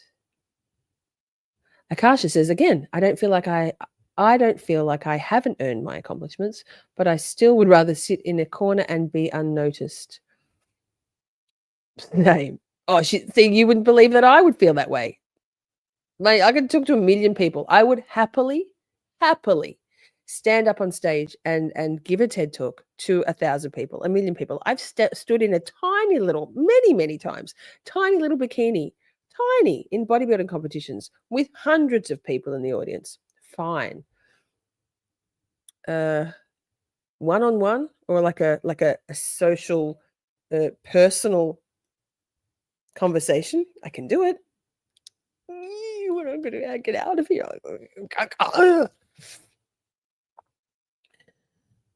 Holy moly, says Steph. This is the only place I have ever felt this comfortable before in my life. And I've actually been able to trust that feeling. Yes, Steph, I think not to diminish your experience, I think we could add to that and say many people come to Camp Shorty, to the Shorty world, and feel very comfortable. People share a lot of things here that they say they've never said anywhere before, even to themselves. Extroverted introvert, me? Ooh, no, I'm just good at being sparkly because I was expected to be I was billed as a precocious child because of masking. Hi. And here we are now. I can still switch it on. This isn't switched on. This is just me because I love you all. And this is my thing. This is my jam. Steph says, Amber, you've been there since my beginning here. You saw what I can be like, and you guys all still accepted me with open arms. Yes, Steph, you have blossomed, baby mod, not just as a mod, but as a member of our community. You were very apologetic in the beginning for your Stephness. And I don't think I've seen you apologize privately or in chat. I actually did just before for being you. We love you. Like, we love you. ktsworker says, don't dismiss what was experienced, but there is zero comparison between my trauma. It's not about the event. It's about what you experienced, but the regular exposure to ACEs through childhood development. Yes. There's no hierarchy, and it's how it feels to you that makes it trauma. And then Maiden asks, are you saying you have to revisit events a number of times? Exposure? Some people that'll work. Exposure will help for some people with social anxiety, and for others, it's just my preference is it's going to be a no from me. Like, I will choose no, thank you every time to a social thing. Work, I have to be there. I have to be a fucking delight. But yeah. And that life artist says, Scott, I have a cousin who works at the Bridgewater prison, and he's definitely changed a bit since he started there. I can only imagine what he's seen. Yes, corrections officers like our boy Scott McGuinness have seen a lot. Scott says, thanks, Maiden. but I'm as flawed as the next person. Yes, we're all beautifully flawed. But yes, I'm a loyal mofo and I am on a cause. And if I am on a cause, well, watch out. No stopping me, short of ending my life. Yikes, Scott. That escalated. Amber says, unless people are intentionally malicious, we accept people for who they are. Warts and all, as the saying goes. Amen. Amen. Ambivert is also in existence. Oh, what's an ambivert? I like it. I don't feel diminished at all. Good.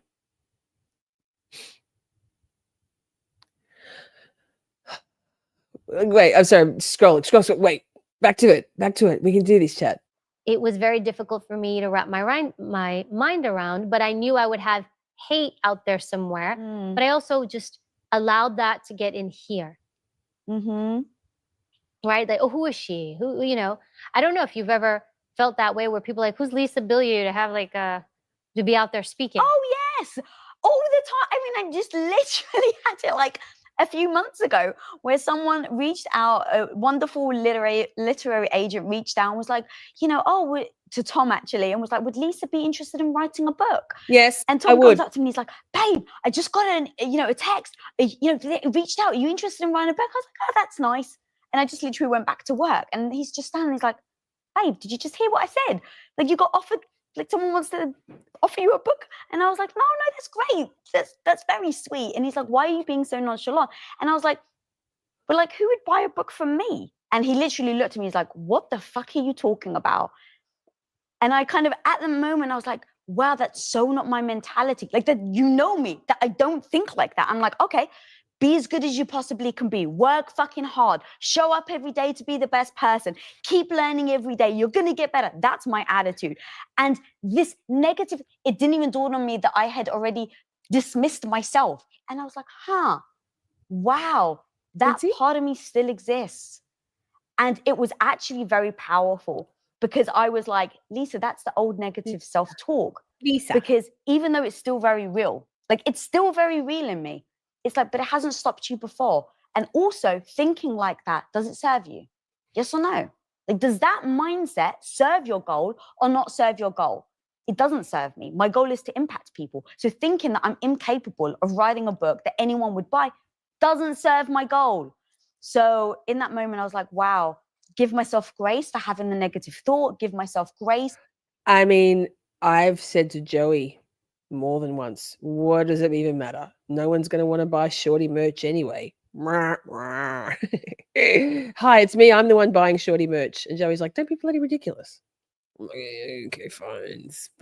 People maybe will. God. For still having that part of me that is still that 14-year-old girl that thinks negative thoughts about her. Give myself grace, but immediately fucking kick myself in the ass and get back up and don't take that shit from anyone, especially yourself. StreamElements is coming with a zinger. StreamElements says, Dad died, yikes, trigger warning, because he couldn't remember his blood type. Same, no idea. I will never forget his last words. Be positive. Holy shit. StreamYard, that's dark. I mean, nice pun. Oh my goodness. For the most part, my inner critic, I've silenced them in a sense, but there's moments, especially in this career, that I'm not familiar with, where I don't know, but I'll try to reach out to get information from people. If I'm questioning something, I'll bounce my issues off of someone else, or I'll have that moment, am I just being insecure and not seeing this? Pause. KTSworker, it's amazing how in a heartbeat, an unexpected or even expected turn of events can take you straight back there, right? I had something a couple of weeks ago that was to do with the smear campaign that had, well, I guess it's petered out now, but had been run against me, very targeted, malicious, vicious, very traumatic, just a few months ago, for a few months. And then something came up, a social media tweet that was quite innocuous, but I was tagged in it, and it was referencing shit that had happened not shit that. Anyway, in a heartbeat, I was suddenly right back in there. So it's not childhood trauma, but PTSD, and that was daily, minute by minute trauma and distress, and those reactions, those triggers are very strong. I still have, I would still be equally as triggered by my abusive, highly abusive, physically violent, very dangerous ex. If something came up in my life now about him, I would be right back there, even if I suddenly get a memory. This the right way, or is this, you know, a real legitimate thing? Yeah. Like, is this, I do the same. Is this the young, insecure Lisa that's just showing up again? Or is this actually something that I need to pay attention to? Because that's also another thing, is that the inner critic, like, to me, Love you, shouldn't Maiden. always be silenced. The inner critic sometimes is warning you or telling you something. We And don't so, like I've flowers, said Scotty. before, my inner critic or the negative voice is my best mate, because I can't stop the inner critic. I can't stop the negative voice. Scotty, don't bring us flowers. I think most of us can say, if you bring us cheese, be mine forever. So I just go, okay, instead of stopping it, what if it was my friend? What if it's trying to tell me something? What are you trying to tell me, friend? And literally sometimes it will tell me something. I'm like, oh my God, thank you so much. I was about to go in that meeting unprepared, and that negative voice saying you're not good enough, you don't know what you're talking about. Oh, I don't know what I'm talking about. Oh shit, it's right. I need to go research. So it's actually served me once I'm able to distance my emotions from it.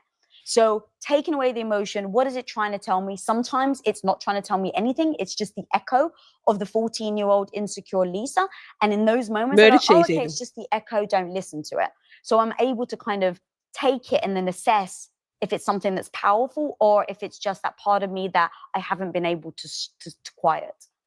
Thank you so much, ktsworker. Yes, this is my whole channel ethos. We do some true crime stuff. We do some trial watching. We joke around a bit, but we're talking about really heavy stuff a lot of the time. And I've experienced a lot, like everybody, right? And I want to use my voice and my experiences and my vulnerability to help other people feel seen, supported, included, not alone. It's what I do. But thank you so much. I really appreciate that. What a beautiful compliment. Thank you. It's really important to be aware of that inner critic and really not allow that to actually make a home in your head. I get it that it's going to surface, but they can be like a guest who shows up from time to time, but they can't be that guest who never leaves. Right. Right? It can't be my partner. It can be my friend. Yes, or even a far acquaintance. But it's really important when it comes to how you hold yourself back. When I was working on my book, I interviewed an individual who is part of the training process for special ops, military special ops. And this is where they this isn't just average military, this is high-end special operations. Scott, you're a complex human like all of us. There's no shade there. Maybe you just think tough girls are sexy. I don't know. Maybe. Maiden's like, woo. Wait. Funny story about that, but this isn't the time or the place. It involved sheriffs and a potential search of my room. Yikes. Here's to one day not having those things trigger us anymore. I do believe that a lot of things fade. The triggers that would trigger me 7 or 8 years ago, I think, but would trigger me less now. I would have a less prolonged and a less intense reaction, I believe. But also I've done a lot of work since then, right? I'm more aware of what triggers me and how best to emotionally regulate myself when those things happen out of the blue.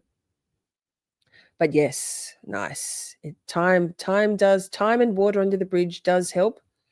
And then some things trauma is trauma. We can't escape it all, sadly. It's tactical. You're talking about the elite of the elite. And I asked this person who's part of that training design, I said, how do you take the average person and make them this warrior. And the Come to Camp Shorty. individual said to me, Yes. we don't. The average person doesn't apply. Only the people who truly believe that they can do this, only those people apply.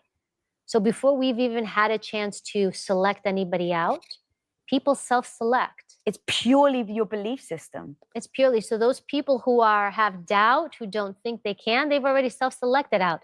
And I've always been of the mindset, I want somebody else to tell me no.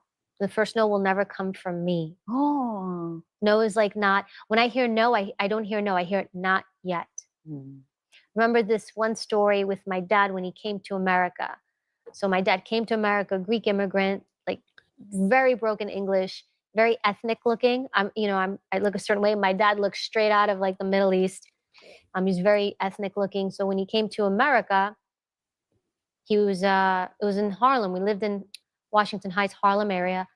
He was trying to find a job, and he would go to different places, to different coffee shops and diners, and looking for jobs. And nobody was hiring him. No. And then finally, he goes into this coffee shop in Harlem, and he says to the person, "Please, I need a job." And the person's like, "No, I don't need anybody." And my brother, my dad was getting desperate. Sorry, Evie and Lisa. I'm going to go back to this. I'm going to give you a word of advice to all the fellas out there. I don't think many of us women really want to be sexier. We don't really necessarily want to be viewed as being sexy. I know I don't. No, I agree. So I mean, there's a time and a place. That's not a shade right now. It's just a general pro tip from the mouth of a woman who is often referred to as sexy. I'm like, I mean, thanks. It's not my goal. At that time, he's like, "No, please, I need a job." He's like, "I really," and the guy's like, "No, thank you, I've got enough." And then kind of pushed, escorted my dad to the door. And then finally, my dad turned around and said to him, "I will work for you for free. I will work for you for free." He's like, "Just try me out. Let me work for 2 weeks. Try me out. You pay me nothing. Pay me nothing. If I'm good, you keep me. If I'm no good, then I can at least say I have experience. So when I go look for a job." And I always remember that story and how he pushed back, because all he heard was no. And so I always, when I hear no, I hear not yet. So he ends up, so he says it to the man. The man kind of just like throws his hands up in the air. And my dad's kind of standing there defeated. And my dad's like, "I'll take trash out. I'll clean up. I'll do whatever you want me to do." So the guy leaves, and my dad's thinking it's over. And he goes. Beautiful story. I'm going to pause you there. Sorry, Evie. I agree. I think that the cultural covering, and I'm going to butcher it, hijabs, I think they're gorgeous. I think it's absolutely beautiful. I think those women look beautiful. And underneath that head-to-toe attire, there's a lot of Arabs in Melbourne, in my area, very multicultural area, and they're just gorgeous. Must be very fucking hot in Melbourne summer. But hey, they're from the Middle East. It's hot there too, right? Supposed to go out. The guy comes out with a mop. And he's like, "Here, go ahead, dumpsters in the back." And so he began working his first job in America for free. And he worked for free for about 2 weeks. And then he was eventually offered a job. Agree, I always Scott. think of like that determination. I feel that in my bones. I have to find work, and to deal with that rejection and that inner critic, that defeated part of yourself, to think horrible things about yourself. And I guess you find a way to kind of dismiss that inner critic, Yeah, that's so powerful. There is something so beautiful about proving yourself. And it actually made me think about how when we started Quest and we were building it, I didn't have any experience whatsoever. And as we were getting bigger and bigger and bigger, I was very insecure about me running a division. I was like, I don't freaking know what I'm doing. Like, if I had like 40 employees after 2 years, we grew so quickly. I had 40 employees and I was like, I've been a boss before. I don't know how to, like, I just learned on the job. And so over time, it was like, okay, I don't know what I'm doing, but I can get better. I can learn. And in that process, as I went from that to building our studio, our film studio at Quest, the insecure Lisa comes back, right? Okay, now I finally got back into television. I've got a studio, I'm building it, but I'm hiring these people with more experience than I have. And so as I'm hiring these people with more experience, I start to feel less qualified for the job. I took the role originally. I was just helping out. Remember, I'm just helping my husband. So I built the shipping department with no real title. I was like, I'm just building this to help the company. And then when I transitioned over to, okay, now we were financially, the company was getting successful. We were doing content at Quest. So I started to build out the studio. So going over to build out the studio, I needed the title. So I was like the head of studio. And so I was like, okay, that feels really good. I love this title. It's studio related, which goes back to my roots. I've worked my ass off. I've paid my dues. Now I'm here. I want to be seen as the head of the studio. But over time, I was like, I'm hiring these people that are more experienced than I am. And I'm like, crap, like, are people going to think that I have this job because I own the company? I didn't like that feeling because I'm like, but that's terrible. You should only have something because you're qualified to do it, whether you're the fucking owner of the company or not. So I turned around to Tom, out of my own insecurities. I turned around to Tom and I pulled him aside one day and I was like, babe, if ever you don't think, because he's the president of the company, so again, I very much respect roles and titles. If you ever don't think I'm performing at the level of my title, I want you to either demote me, fire me, or hire above me. And it was out of my own ego and confidence that I did it, because I never wanted to worry about whether I was doing a good enough job. And I used to beat myself up a lot, like, do better.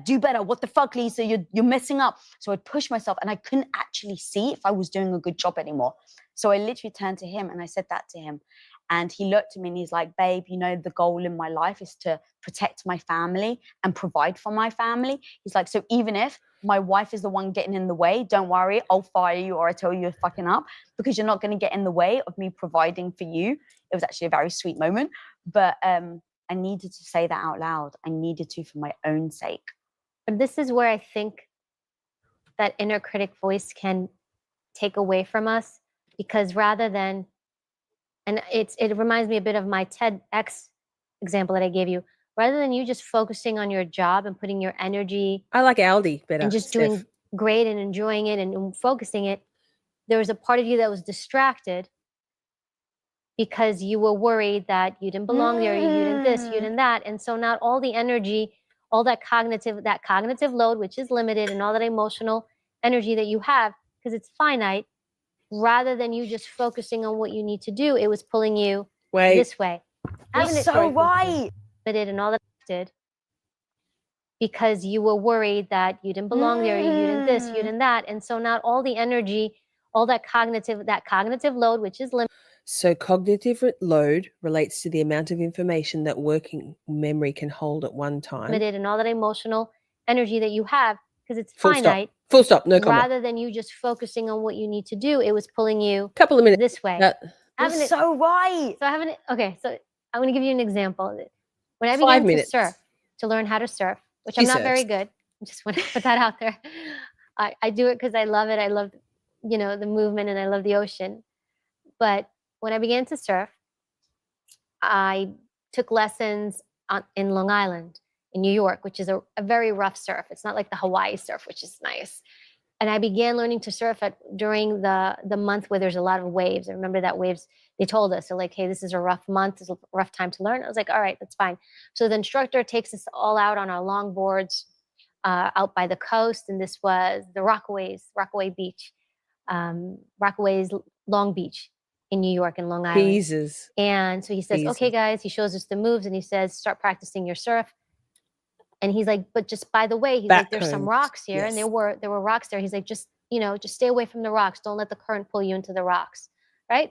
So he shows us the moves and we start surfing. Same, Akasha. So the whole time I'm surfing, Maiden. it's like I'm being pulled to the rocks. My brain. Being pulled to the rocks. And I swear I spent probably a solid hour just paddling away from the rocks. I paddle away, I get pulled, and I'm exhausted. Paddling is the hardest part of surfing, and in the wave. Great story. I'm going to pause and let her finish. But Amber says, ktsworker, you've been so validating this stream. Thank you so much for being here and sharing your expertise. Amen. Thank you so much. We appreciate you being here, KTS worker, and you're sharing your insights. Waves, it was hard. And I just kept going and going on, and I'm getting frustrated, and I'm thinking, this sucks. What was I thinking? So the surf instructor finally comes over. He's like, what are you doing? He's like, I told you to stay away from the rocks. I was like, yes, I'm trying to stay away from them. They're right there. You told me to stay away from them. They keep getting pulled in. And he's like, that's because you keep looking at the rocks. He's Great like, where are you story. trying to go? I said, the beach. He's like, so why don't you just focus on the beach? He's like, forget the rocks are even there. Boom. And so sure as shit, I get up on my board, I push the rocks aside in my head, and I look at the beach. I look at the beach. And he told me, he's like, where you focus is where your board is going to go. And as soon as I did that, guess where my board went? That way. But because I was so focused on the rocks, my board was going to the rocks. So all I have to say is focus on where you want to go, because you don't have the bandwidth to waste it on anything else. Amen. Interesting psychological breakdown of communication. Like Monica Lewinsky, she also wanted to be under Bill Clinton's desk. How can someone be so selfish? There are thousands of women, men who can't have children but would love to have them, when some who can't but don't for their own selfish selves. Imagine if your parents thought like you were, would you be here today, huh? I hope your partner doesn't secretly want kids, oh God, but hasn't got the courage to tell you, because without knowing if that's the case, you only made another family member heartbroken for your selfish selves. Wow, I didn't see any of this coming. This comment would have impacted my decision to say out loud. That's how powerful words can be. But luckily today, as you see me here, I'm reading this with utter freaking confidence that I made the right decision. So now, with utter compassion, I ask this person why they actually care. What's their position that they are hating and calling me selfish for not having children? She's always, just so you know, she's always like this.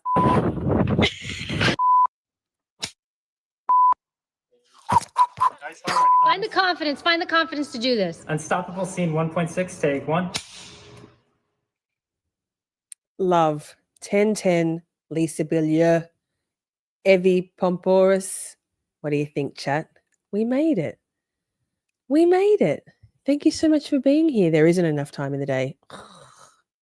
I need another brain, another set of ears, another Lisa, Miss Shorty, and probably another 69 hours every. That'd be great.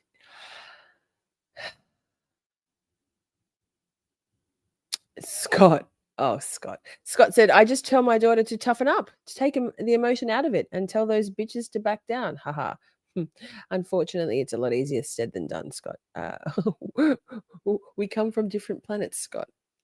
Loved it. Thank you, Amber, so much for pointing me in the direction, because Lisa Billieux, her channel has so many videos. And Amber said, I think you'd really love Evie, her stuff with Evie. And I'm like, let me see, because if Amber recommends it, it must be good. And boy, was it. So we have another video, not tonight. It's been a long one. Thank you so much, mods. Chat, I appreciate you so much. But we'll do it next week. Absolutely. So thank you, Amber. I really appreciate your suggestions. Colors often gives really good suggestions also.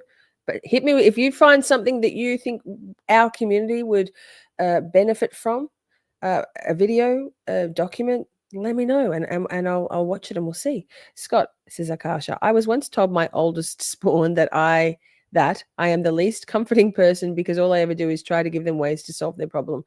I'm like okay, now I'm crying. Like, come on now. Thank you, Shorties, mods, and chat. Thank you, Joey. Thank you, Joey. Thank you, Amber. Thank you, best mods. Yes. Scott, do my job for 1 month and let me know how your philosophy holds.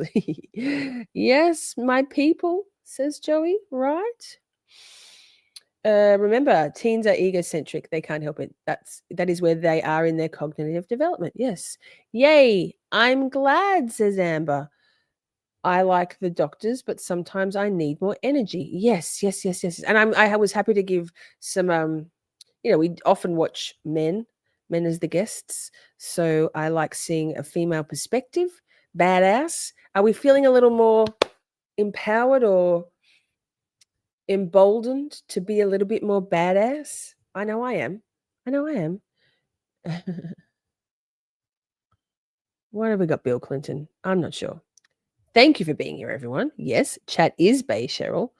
Thank you, Candy. Thank you, Lisa. Fabo, inclusive, kind, and warm as always. Aww. Thank you, Miss Shorty. Thank you, Britt. Steph wonders, has anyone checked in on Monica lately? Last I heard she was doing all right. Could be a Google. Let's see. Uplifted. Good. Cheryl says, my 13-year-old got glasses today. How do they look? How does your 13-year-old feel about that? I love my glasses. Validated. I feel validated. Good. Same.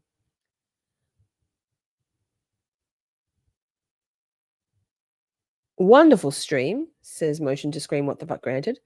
Thank you so much for this. It's my pleasure as always. I love, we learn together. We learn, we grow, we share, and we evolve. You're beautiful people. I love you all so much. There's weird things happening in my roof. I think there's some sort of creature up there. The dogs will hear it soon. So, chat, that's it for Camp Shorty for another weekend. How does this happen? How does this happen? Back to it. I bet she doesn't wear blue anymore. Yikes, Steph. It's a callback. Maiden says, I'm coming to terms with some apparent diagnosis. Lol. Excuse me. Yes. Wait, I'm going to cough. Wait, hold that thought.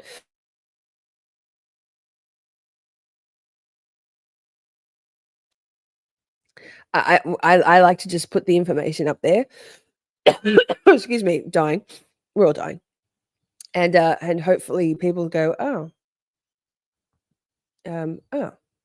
actually, yes. Because I know for me, having that, hey, have you ever been diagnosed as autistic? I was like, how dare you? Like, how dare you? That is assault. And then 18 months later, I was like, oh, well, yeah. So the wheels start turning. Amber says, thank you so much, y'all. See y'all next week and around these YouTube streets. Amen. Is there something murdery in Australia? Lots of murder, but we don't have any, well, not lots of murder. Wow. We don't have any cameras in the courtroom. No sunlight here. It's hard to get documents also. So, yes. Maiden, thank you. We're honored to be a part of that journey with you. Absolutely. Scott, toughen up. Hear your own advice. ktsworker, I hope you'll join us back again soon. Friday can't come soon enough. Love you all. I love you all so very much. I feel like, murdering. Yes. No, I think it's rodents or possums. A possum, perhaps, probably a rat. Yikes. So, chat, I love you all very much. Shall we go out with our favorite outro? Chat is Bay. I'm going to write, I think I've got the headspace. I think I've got the bandwidth. I'm going to write a less cursy intro for when we have guests, because every time the intro plays, I'm like, oh, you're all awesome. Right back at you. Well said, Maiden. Please come back soon. Got to watch out for those drop bears. No, exactly, Brit. Australian legal documents, etc., are not available like in the USA. It's just different. Australian possums are much cuter. Your opossums are hectic looking. Like, what? Okay, I'm going to take my switch out now. It's giving me a bit of a brain ache. So I love you all so much. Thank you, mods. Amber, I'm sorry that we went with this stream, but I think you said you're happy we did. Same. I love it. I love you all very much. Oh, I always do this. I like to change the background so it looks prettier. Wait, pause. Walk and talk, chat. Walk and talk. Hey, next weekend, Steph won't be here because she's going to be at the Advocacy Conference in Indianapolis, representing Camp Shorty, first scholarship. Steph, I'm so excited for you. Take lots of pictures, represent with the merch, enjoy the magic moments, and we can't wait to hear from you afterwards as to how it went. I love you all very much. I love you all so very much. We had a blast, just chatting and stuff. Things may have gone bit off the rails. Professional when all else fails. 'Cause chat is babe, so much to say. Emotes and all the caps out. May have been cheese, bit faster please. The time has come, Camp Shorty out. We're skating through all the tough things, learning about this and that, defense motions, prosecution, and narcissistic twats. 'Cause chat is babe, so much to say. Emotes and all the all caps out. May have been cheese, bit faster please. The time has come, Camp Shorty out. Community, just you and me. Occasionally, Buster and Poppy. It's a whole thing, Miss Shorty swing. Together we make each other happy.